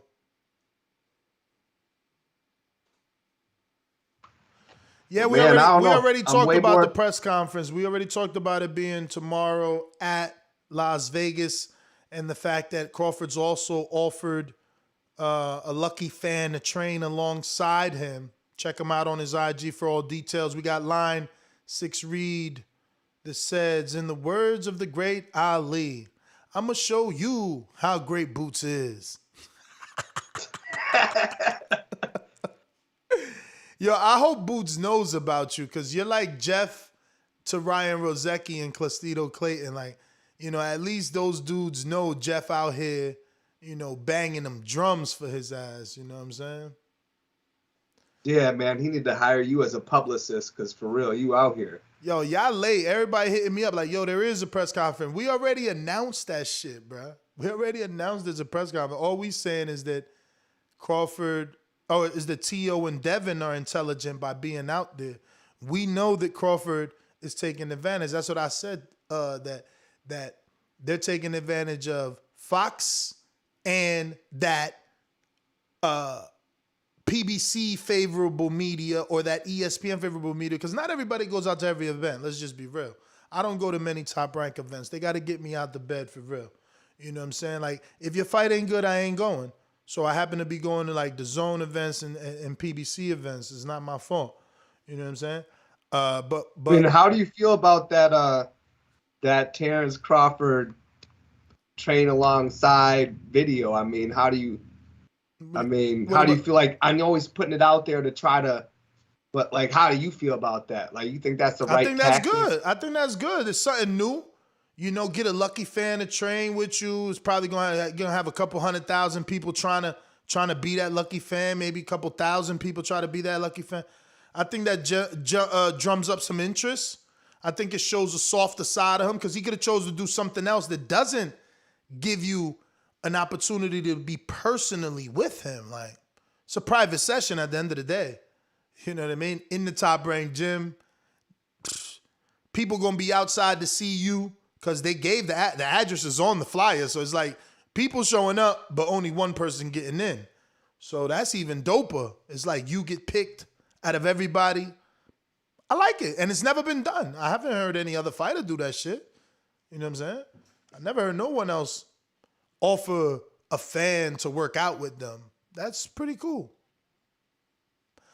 I got Jaime Nieto, who says, I also agree what you said earlier, Ness. Dylan deserves his shot. People that don't want to see him get it are just hating. Tell me about it. You know, I mean, fuck. Is there anybody else I like? Jared Anderson doesn't have Dylan's resume. We already said Ruiz don't got Dylan's resume. Brazil obviously don't got it. Jogba don't got it. Sanchez don't got it. Charles Martin don't got it. Like, I mean, you know. Yeah, I mean, it's hard. You can't really label it you can't label it nothing other than hate. Like, if you still out here saying he don't deserve a shot, you are a hater. Shinsi says, I won money on every heavyweight upset. Second Tyson fight picked round. Joe Joyce, Dubois, pick round. Usyk for straight win. Now, wow, the 1,500 for the win. And I just, like I keep saying, please, can you make that $1,500 bet on over here? I mean, not that I get any money of the money you make, but you being over here on my bookie ensures that I stay with a smile and coffee. Look, this coffee is old. It was from 9 a.m. I need a new coffee. Young Profeta back with another one. He says, my bet hit. It was worth the money. What bet hit, champ? Because the ones you got, you showing here, none of these. Oh, if your bet hits, is worth the money. Of course. Of course. And shout out to you for using mybookie.ag and my code BETTBV, because you already said that in the last super chat. We're going out to LV Slugger. What's up?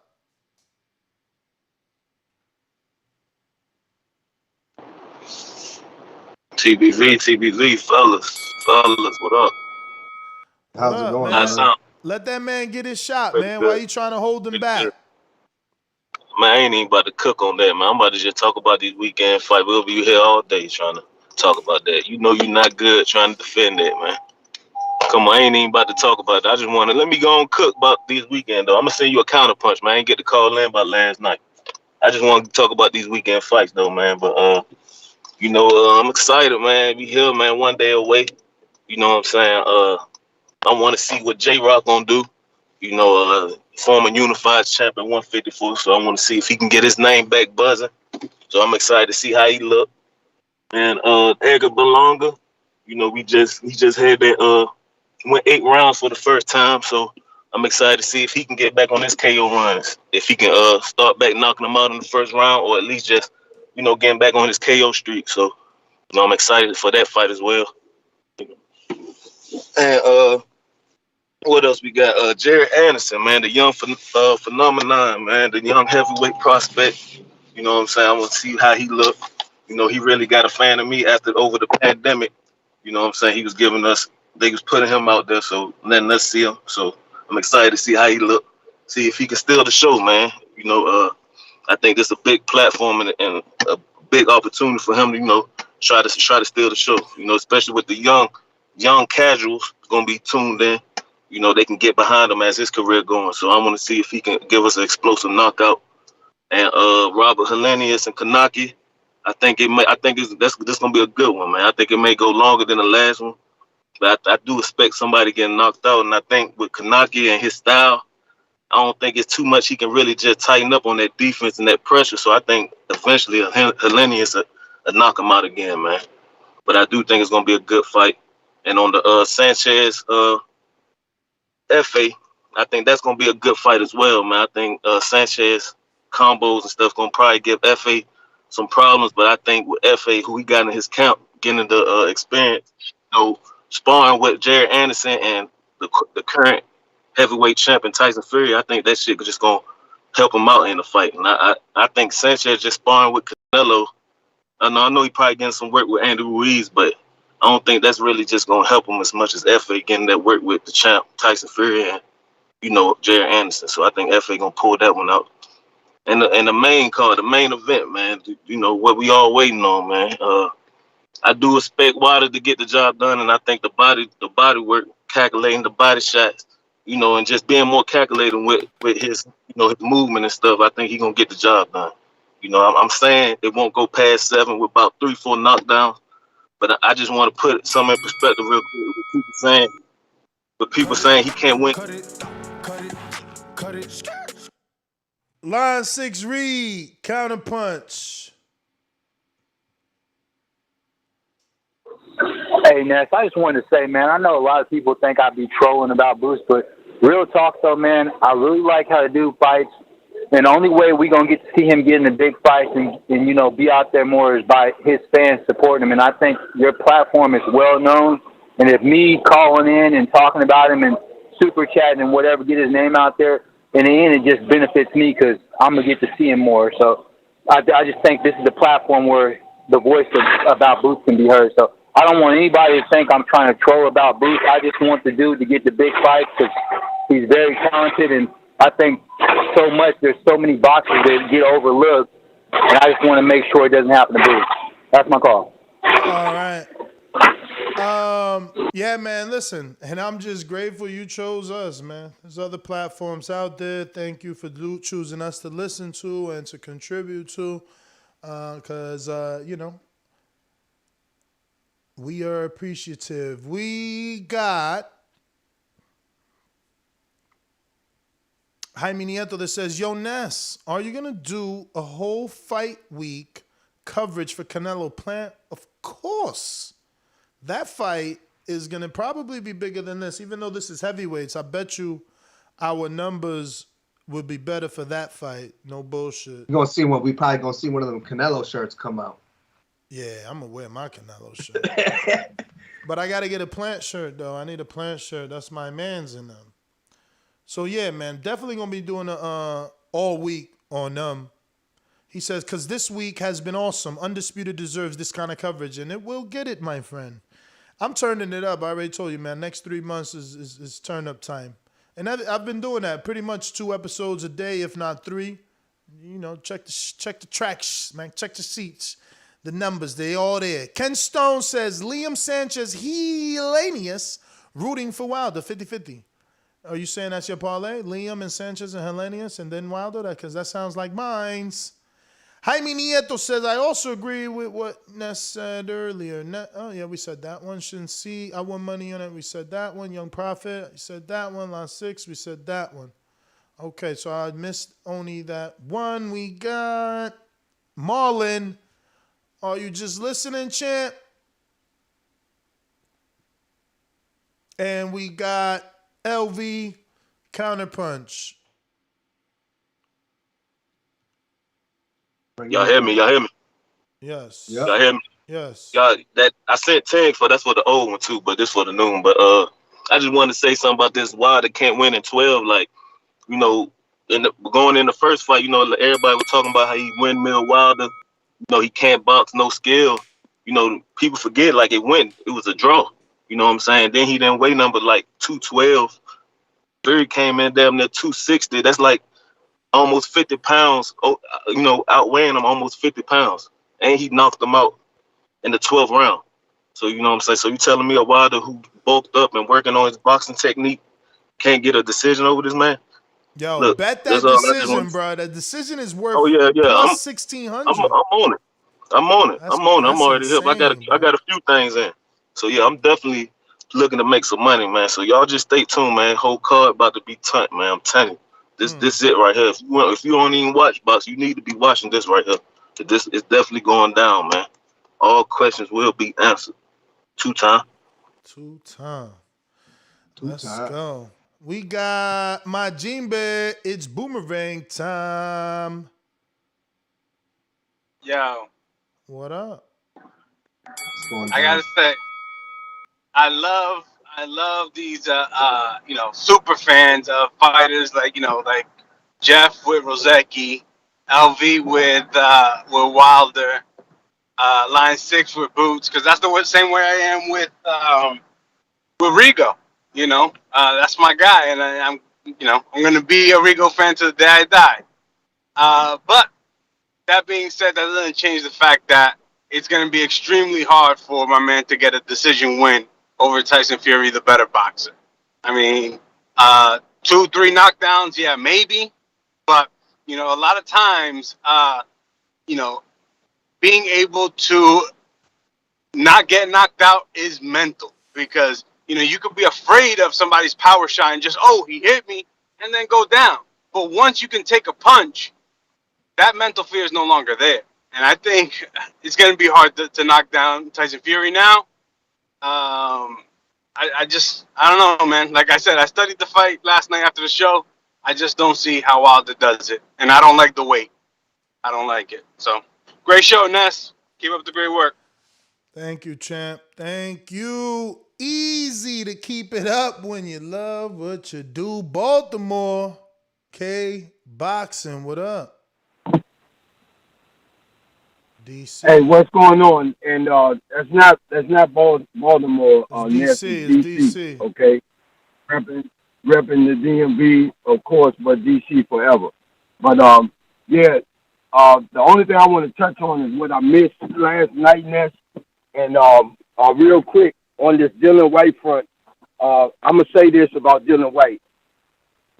I can say, yeah, maybe he deserve a shot, but the reason why I'm saying he deserve a shot may be a little different from the rest of y'all. Dillian White only deserve a shot because of that position he's holding in the WBC as far as I'm concerned, okay? But his shot I'm talking about is with Usyk. And I feel like it'll benefit Usyk as well to go ahead and give Dillian White that shot, because by him taking that interim position in the WBC and that being the only belt that he's missing, it will put him in a definite spot to give the WBC and everybody else no excuse to give Usyk that opportunity to become undisputed. And the other thing I wanted to touch on, what I missed last night, Ness, is that situation with Bob Arum. Yeah, I'm not for Bob Arum and his level of disrespect and everything that he puts out there the way he does. But to me, the way that guy approached Bob Arum, it was his diction that got him what he got. Because I seen Bob Arum do another interview, and a guy asked the same question in a better perspective, and he didn't get disrespected that way. It was the way he came out. Yeah, man, if you had gave him the money, he wouldn't have done that. That was foul the way he came off at Bob. And Bob checked his ass. That's all there's to it. That's my call. We're going out to Super Max. What up? BoxingWords.com. Oloki, you are next, my friend. Por eso lo vuelvo a repetir. La era del Canelo es la mejor porque peleó con los mejores. La suerte es para los mediocres, my friend. BoxingWords.com. Yo, Nash, can you hear me, champ? How am I sounding? I'm out here on the road, man. You good? I didn't get to call in last night, but I wanted to make my picks this morning. Man, I'm going with Frank Sanchez. I think Robert Helenius gets it done again. Although I'm a little bit worried about who's been in camp with Wilder, how the punches this is going to be. Who else? Big Baby, of course. I got Edgar and J Rock. I've been torn on this fight, and I've been torn, and I think for my official pro list prediction, I'm gonna have to go with Fury, man. I just can't go against what I've seen twice. Like I said, in my mind, it's still like 51% to 49%. It's a pick'em fight, but like I said, tradition shows that when it's boxer versus puncher, the boxer always comes back and is better in rematches. And I think I had a hard time seeing Adrian brought up a good point the other day about if Wilder's going to come out trying to box with Fury. Fury cannot box and get aggressive later. Man, I'm just so ready for it, man. Are you doing the live weigh-in reaction? We will be doing a live weigh-in reaction, but you're driving, champ, and your service is cutting in and out. Nah, you're good. I'm good, bro. Like I said, put me down for Fury, though. All right. I will be back after 5 or at 5. I haven't. Let me check what my poll is. Thank you for the reminder, actually, brother. You're awesome right there. Let me see what our community poll is. We have a community poll and we have a live fight chat poll. Right now, the community poll, whether or not we should go live for immediate reaction after the weigh-ins, we're at 60%. So they want to watch it. You guys want to watch it yourself. You don't want to hear me in your ear. You rather watch it, listen, then we come back to talk about it. That's what it looks like our community wants. So we shall see. And right now on our live poll, we can end it. Wow, almost 1,200 votes and some stuff. Fury Wilder's still the biggest fight. So I'll ask that question right here. Who we got next? I think that's everybody, right? Double check. We went to Gather. What up? Yo, this shit went on mute. Yo, you hear me? Mm-hmm. All right, Yo, what's up? Real quick. I missed it when y'all had the the gambling expert on there. Did y'all ask him that question about the technical decision? Yeah, he said it's all the same. It's all the same. So all right, man, we finna get paid, boy. I'm about to bet on I got it set up to the point where as long as Tyson Fury don't come out there and knock him out, I should get at least $60. But yeah, so as long as Tyson Fury don't come out there and get the knockout, we should be getting a little bit of money. Yeah, I'm really excited for the fight, man. I've been kind of like tempering it a little bit because I don't know, man. Ever since the Earl Pacquiao thing, it's been kind of like I've been kind of taking these fights slowly a little bit. Like, okay, we get into it. Okay, we really finna make it happen. So I'm really excited. I can't wait for this fight to happen. I told myself that I was gonna stop picking the puncher over the boxer, but it won't be this weekend because I'm going with Wilder. Shout out TBV. All right, man. Thank you for calling in. Shout out to you for the super chat earlier. And it was dope that you made it. Because he super chatted he didn't think he'd be able to call in. We got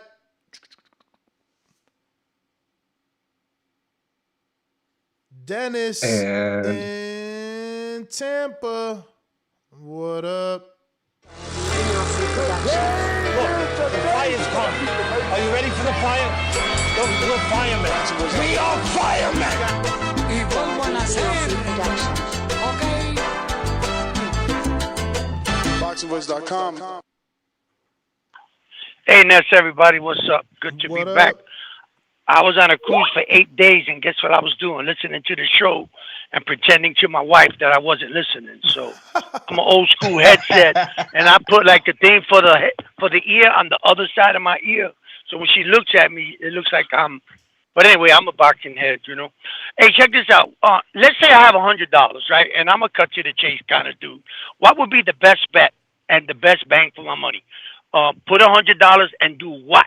You could text me that, Ness, if you think I don't want to take that. I also been listening, and you've given a lot of different choices what to do with $10. But if you had $100 right now, Ness, what would you do with it? How would you go? Bro, I'm just not betting straight, betting the round. What? That's the thing, bro. I've never been a dude that bets that much on one thing. Oh, no, but $100. But let's pretend you had only time I did that was Wilder Fury, like the draw, the first one. I think I bet 300 or 400 on that. I knew for whatever reason, but I mean, again, I can't tell you what to do. I can only tell you where to put your money, depending on what you want to do. What do you believe is gonna happen? I want to make $3,300. That's what I want to do, and I want Wilder to win. So that's the message I got to all this stuff that goes over my head. Wait a minute. There's no way. He heard 3,300. Yeah, there's no way you're making 3,300 on this fight. There's no Wilder by 3,300 on this fight. Nothing. Okay, because I that's the one thing I keyed in on. $100, 3,300. The closest you could get to that would be Wilder knocking Fury out in the first round, and you bet 100 on that. That gives you 5,000. So if you're not telling me what to do. You're just advising, like they say, throwing a suggestion. That's all I know. I can I know, and that's fine. But that's what I'm asking for. If you had $100. Would you go the round? Would you go to win? Would you go again? It's what you believe. I can't tell you. I believe that Wilder's going to win. All right. Right? And how do you think that's going to happen? I think split decision. Well, then you better off putting your $100 on Wilder by decision. As simple as that, right? Simple as that. But you're only going to make $1,700 if it happens. Not still another zero than I had. Not 3,300 like you wanted. No, that's what I heard, bro. That's why I love this show. I get fooled on the things, and I appreciate that. Listen, what you heard was if Kelleplan wins by decision. If Kelleplan wins by decision and you put 100 on Kelleplan by decision, you make $3,400. That ain't happening. But the only thing that worries me about Wilder is that when he gets hit, like in the first Ortiz fight and the other one, that fight he had that his eye swelled up real bad, he don't know how to act after he gets hit, bro. And he's obviously going to get hit with Tyson. I got to see him take a few punches first, because he was shook in the first round in the second fight. And I like Wilder, man. I picked Danny over damn, I can't Spence, just because, I love who I love. Of course I'm going to love America over, I'm retired military. I'm going to pick that over Britain. So that's just the flavor I roll with. But I guess I'm going to, I don't even know where to go to say. You said mybookie.com or some shit, right? Not .com, .ag. Bookie.ag? Mybookie.ag. I'll send you the link, bro. I'll text it to you. All right, bro. Good looking. I appreciate that. I'm glad to be back, and I didn't care. My vacation was I was supposed to not mess with my phone, right? That's the new thing. My wife and I chill. I can't touch the phone. I can't do nothing. Thank God for these old school trucker headphones that I can sneak, and she can't really see, you know what I'm saying? Because I put the pillow just right that she can't see my left ear because I always sleep by the door no matter where we go, I'm supposed to be protecting her. All right, bro. Much love and respect. I'm grateful to be here, and there's nothing like getting my cura de boxeo. Coño carajo. This is where I go for it, and I'm always happy. Appreciate what you do, bro. Love and respect. Blessings to all. Stay safe. Thank you for my time, bro. Appreciate you. Don't forget the text, Ness. I sent it already. I'm faster than you think, champ. Faster than you think. It's in your inbox already. I got J Mac, New Orleans. So you hating? I'm that guy. What you want to bet on? Bet 100,000 on that. Let's bet $1 million. You getting that money, right? Easy. You bet $1 million easy. And I for the bread. When I him, y'all gonna say he was too weak on my life. Okay, bow down, bitches. I'm about to handle business. I'ma teach you all a lesson. This'll only take a minute. Got a part in all this passion in my blood. Niggas hating just because. Think about it. Everybody love Bud. J Mac, where you at? All these niggas hating on me. Shit is whack. So official with it, go and check the stats. Hey, I'm out here trying to get it. Next, I only got a minute. Get ready for the back attack.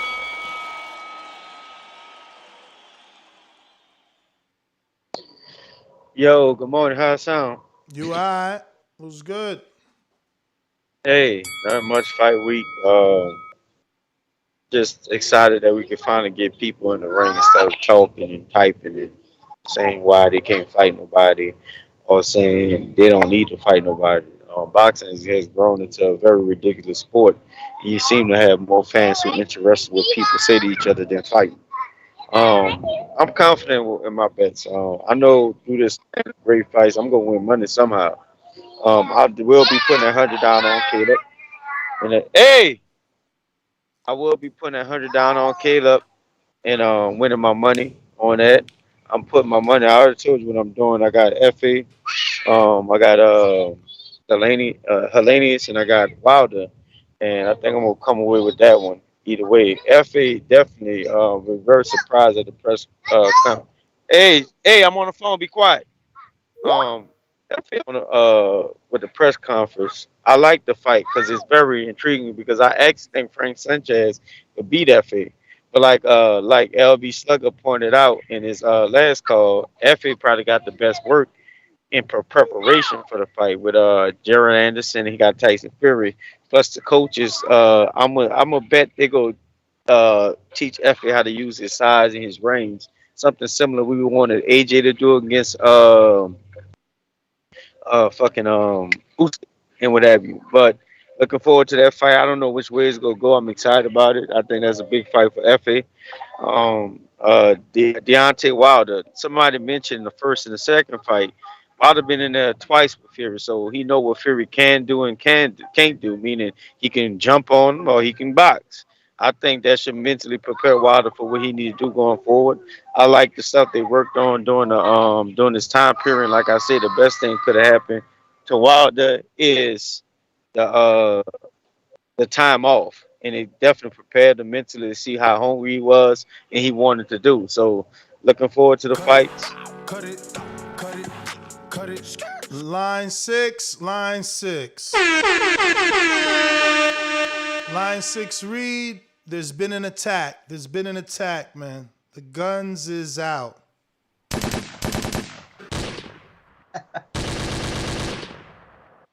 Oh shit, they shooting.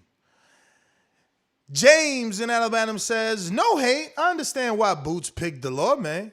Delorme admittedly lost motivation to fight, lost to big names, and drawed with big names. Definitely future of boxing. Sure. Damn. Oh yeah, no, he fired some shots. Yeah.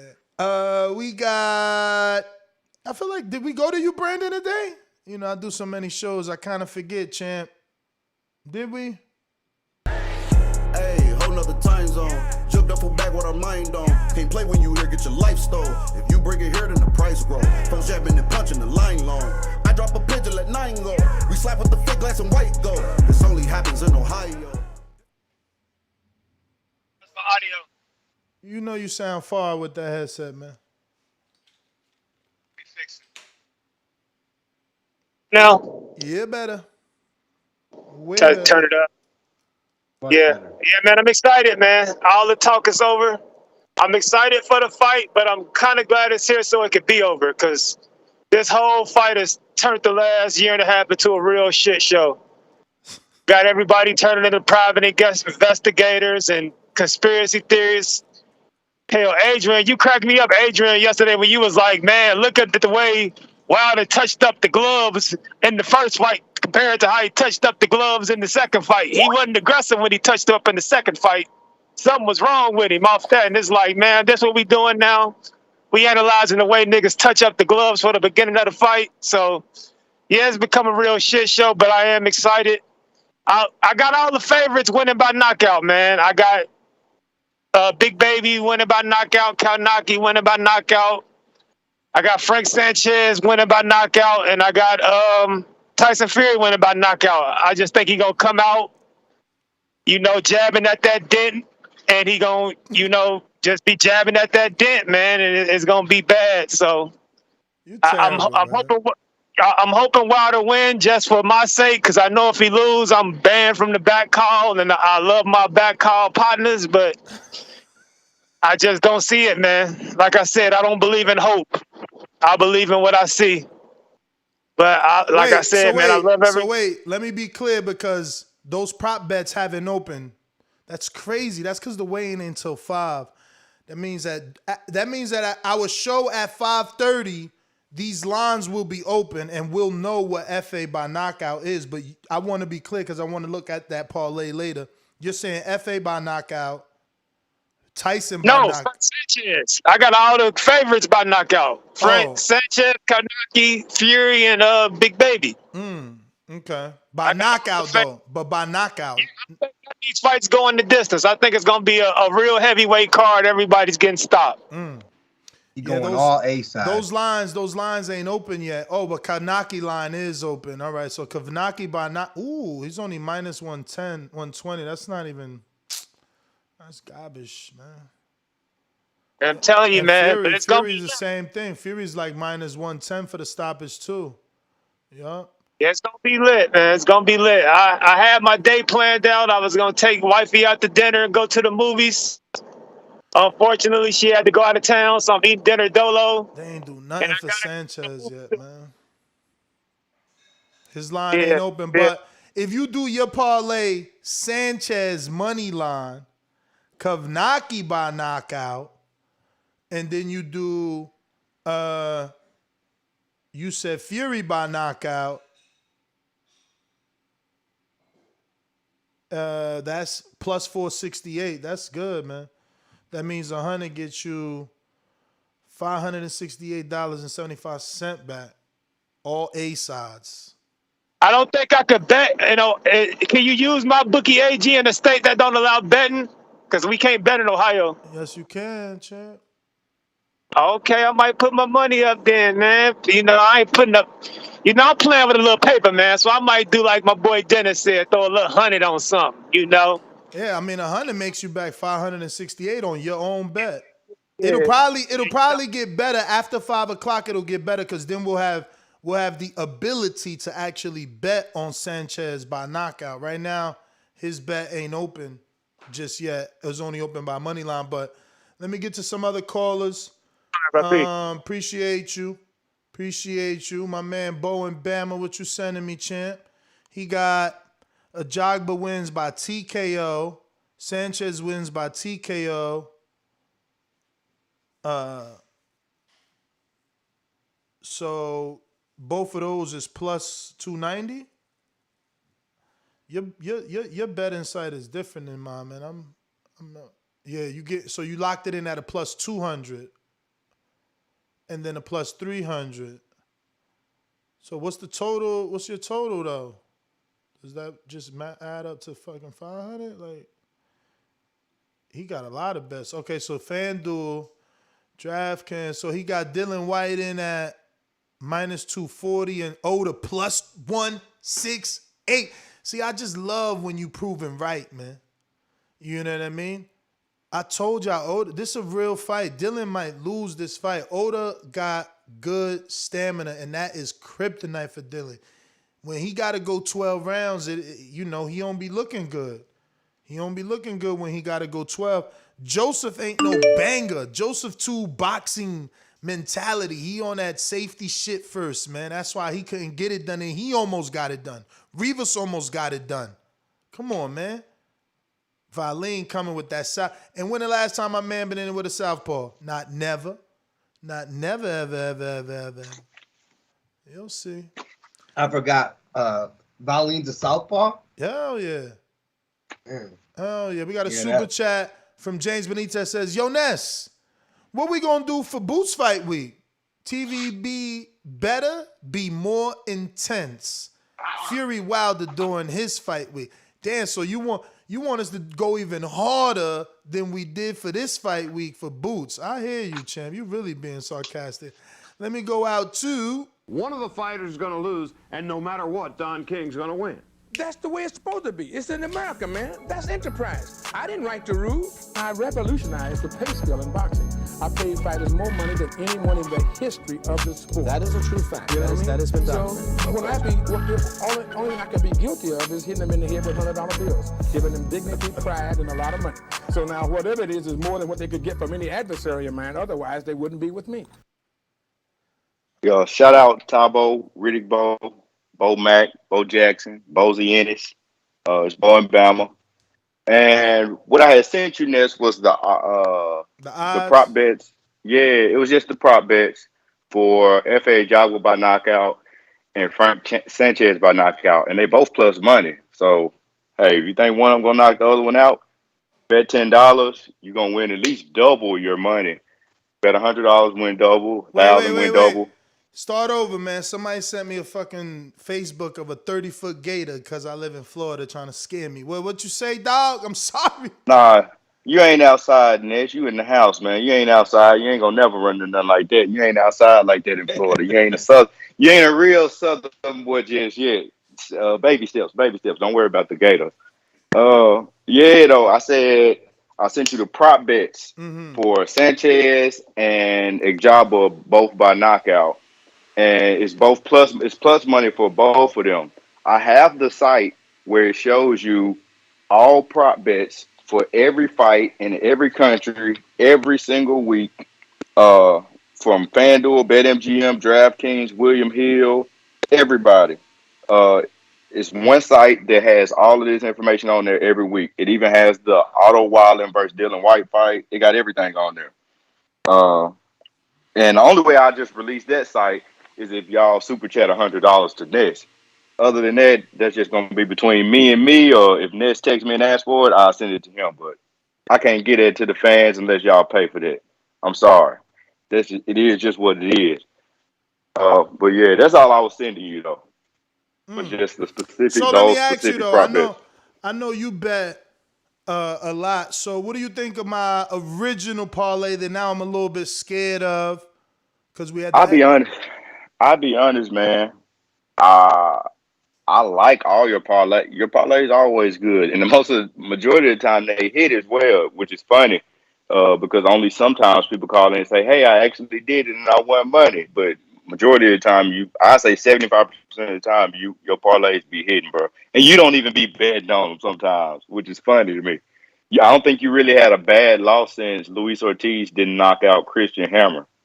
Other than that, you've been pretty successful since then, and that's been a few years ago, if I'm not mistaken. But yeah, I think your parlay good. I have some parlays, but I bet very small on my parlays. The $5 to $10. I'm not gonna bet 100 on a parlay. It's too many variables, too many different things that could happen, man. But when I go big on the live betting. Yo, That's they saying you using odds checker and you trying to sell it. odds checker, never heard of it. I can send you the link to the website that I use, Ness. And whoever said that, owe you $20 for that bullshit. Anyway, but yeah, yeah, I live bet. If I go big, anything over $25, it's gonna be on a live bet to where I'm not going off what I think gonna happen or what I hope happen. I'm going off what I'm actually seeing in the fight. Live betting is the true way to go. That's the gem right there for the sucker who think I was using odds checker. Try live betting, brother. You won't lose all your money every week. Live betting is good. So as the fight goes on, don't get too drunk. Keep your phone on. Keep your betting sites open. I know BetMGM is only available in some states, but if you use BetMGM, you could actually live bet on all the boxing fights every week. And I just leave it. That's how I won on the Usyk versus Joshua fight. I only had like $150 in there. I bet it, and I won $481 total. I had a couple different bets. I won that on the Usyk versus Joshua fight. And that was 2 weeks ago. Last week I didn't make any bets whatsoever because I've been saving up for this week, which I plan to hit pretty big on. Yo, and why does everybody hate Frank Sanchez? Every time he fight, nobody ever say nothing good about him. But when he fight F.A. Jabba, now everybody like gassing him up. Frank Sanchez look like shit every time he fight.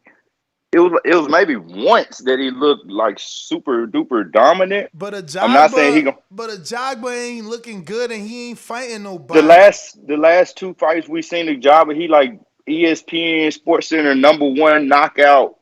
And who is name one person Frank Sanchez fought? We can name like 5 or 6. He fought DeVaco. That's a better name than anybody that your man fought. Your man got dropped by K-Cides or what is it? Calides, whatever the fuck that dude. Yeah, and that dude been in the ring with everybody. The dude that he got He dropped by. That's lost kind to of like everybody. He lost to everybody. It was different. He lost to FA too. He only dropped FA too. He the only dude that dropped like nobody else Andre got Ward dropped. got dropped before. No, but what I'm saying is Hunter fought him, and I ain't even using BoxRec. Hunter fought him and didn't get dropped. That's what I'm trying to say. Like, it's more about. I ain't picking a winner. I ain't picking a winner. I hear what you're saying, but I'm just saying specific. My point was that everybody shit on Frank Sanchez, and now he's fighting FA job. Everybody gassing him up. Look. They stealing your idea. They like, shit, true live bet on MGM, not a bad idea. Nah, that's how you get in because I'll be honest. Every time they don't always take the fight down in time. So maybe 3 minutes after the fight, the bet's still there. Mm-hmm. Hey, man, I'm Bama Bo. I fuck with Don King for a reason. We know how to get money, man. I'm going to leave that at that. Shout out Roger Mayweather and Don King. I got to go. The Federale's probably on my ass after that one right there. Holler at your boy. All right. Yeah, man. It's going to be a good weekend, I'm telling y'all. We got AMG just joined us. What's up, Oklahoma?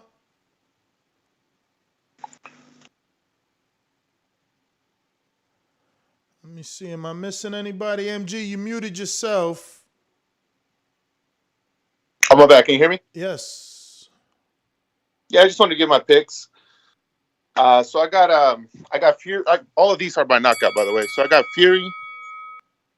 I got Sanchez. I actually got Helenius. I think he's gonna knock out Kanaki again. Mm. And who's the other one? I'm missing one, I think. It's Fury. Sanchez. Yep, Helenius. Sanchez, Helenius.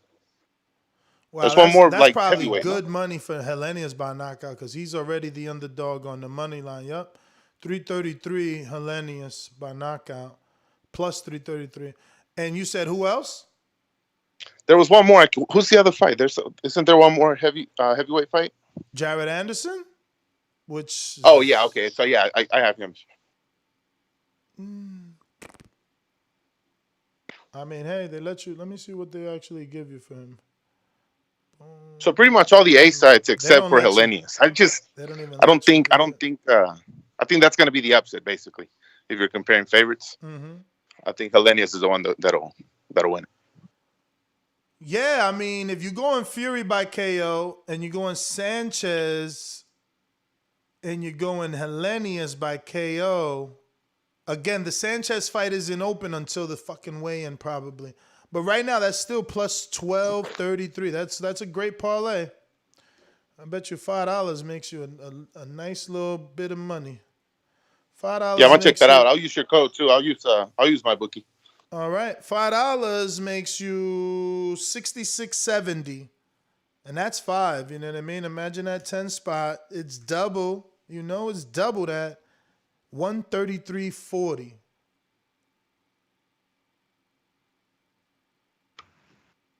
Out here trying to get everybody paid. I see. Well, I mean, it's a big fight weekend, man. And for anybody asking for the link, I got it pinned. It's on our Patreon. It's a free post. Don't be afraid because it's a Patreon link. It's just, it's to keep it off of YouTube so they don't get mad. You know, they don't really. I don't know. I always act weird with that, but they let Teddy Atlas do whatever he wants. But I think we got to everybody, man. I think I did get to everybody. Double checking the list. That's everything. Nest GTO. Let me go on Blog Talk over here. Nest GTO on Instagram and Twitter. I'll be back after 5 o'clock. Obviously, we got to see how these dudes look. I hope they give us a face-off. Please, Boxing Gods, face-off. We need a face-off. Let me double check these super chats. Adrian, where can they find you? If somebody's in that Milwaukee area and they want you to train them, where do they go? You don't even give out your gym. Yo. So all you gotta do is go to DEFCON Combatives. That's where my gym's out of. But we are the Old School Boxing Club. And then you can find me at Adrian Rowan on Facebook and Black Man Jones on Instagram. I got pound for pound. Stainless. Damn, hold up. Benitez coming with more guns blazing. He looking for you. Line 6 jumped off, Benitez. You might as well let it go. He said, we know what Delorme's best loss is, honestly. What was his best win? Lundy? Delorme about to really test Boots' chin. Shit fight. Damn, why you so mad? He got to take who they give him, bruh. Stainless, what up? Stainless! Yo, what up? You can hear me? Yo, what up, bro? Yo, first off, Adrian, man, it seems like you always off here by the time I get on. Hey, great addition, man. You always enjoy talking with you on the back call. As with anybody and everybody, we don't always agree, but we can at least hear each other's views and opinions, man. Second, did you get them tracks, Adrian? Because I sent them to you. Oh. Yeah, no, I got them. Call you track man. Cool. I'm gonna get some work in. Well, you know, fortunately, and that's why I be telling people, they be coming at me like, yo, I want to get on that boxing bar. That's why I said we need that boxing bars battle bag.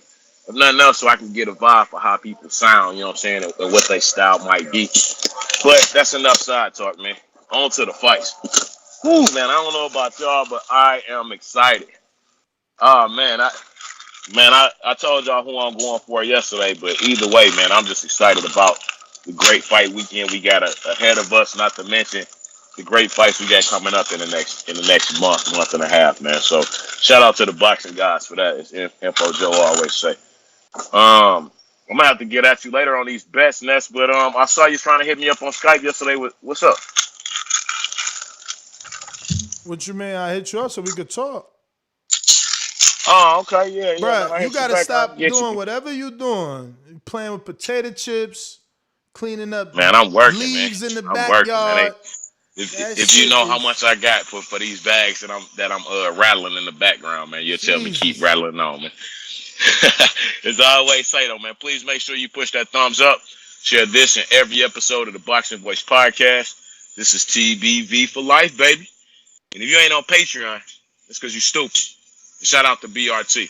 Ness, man, hit me up after the show or something, man. I'm here. All right. So Stainless.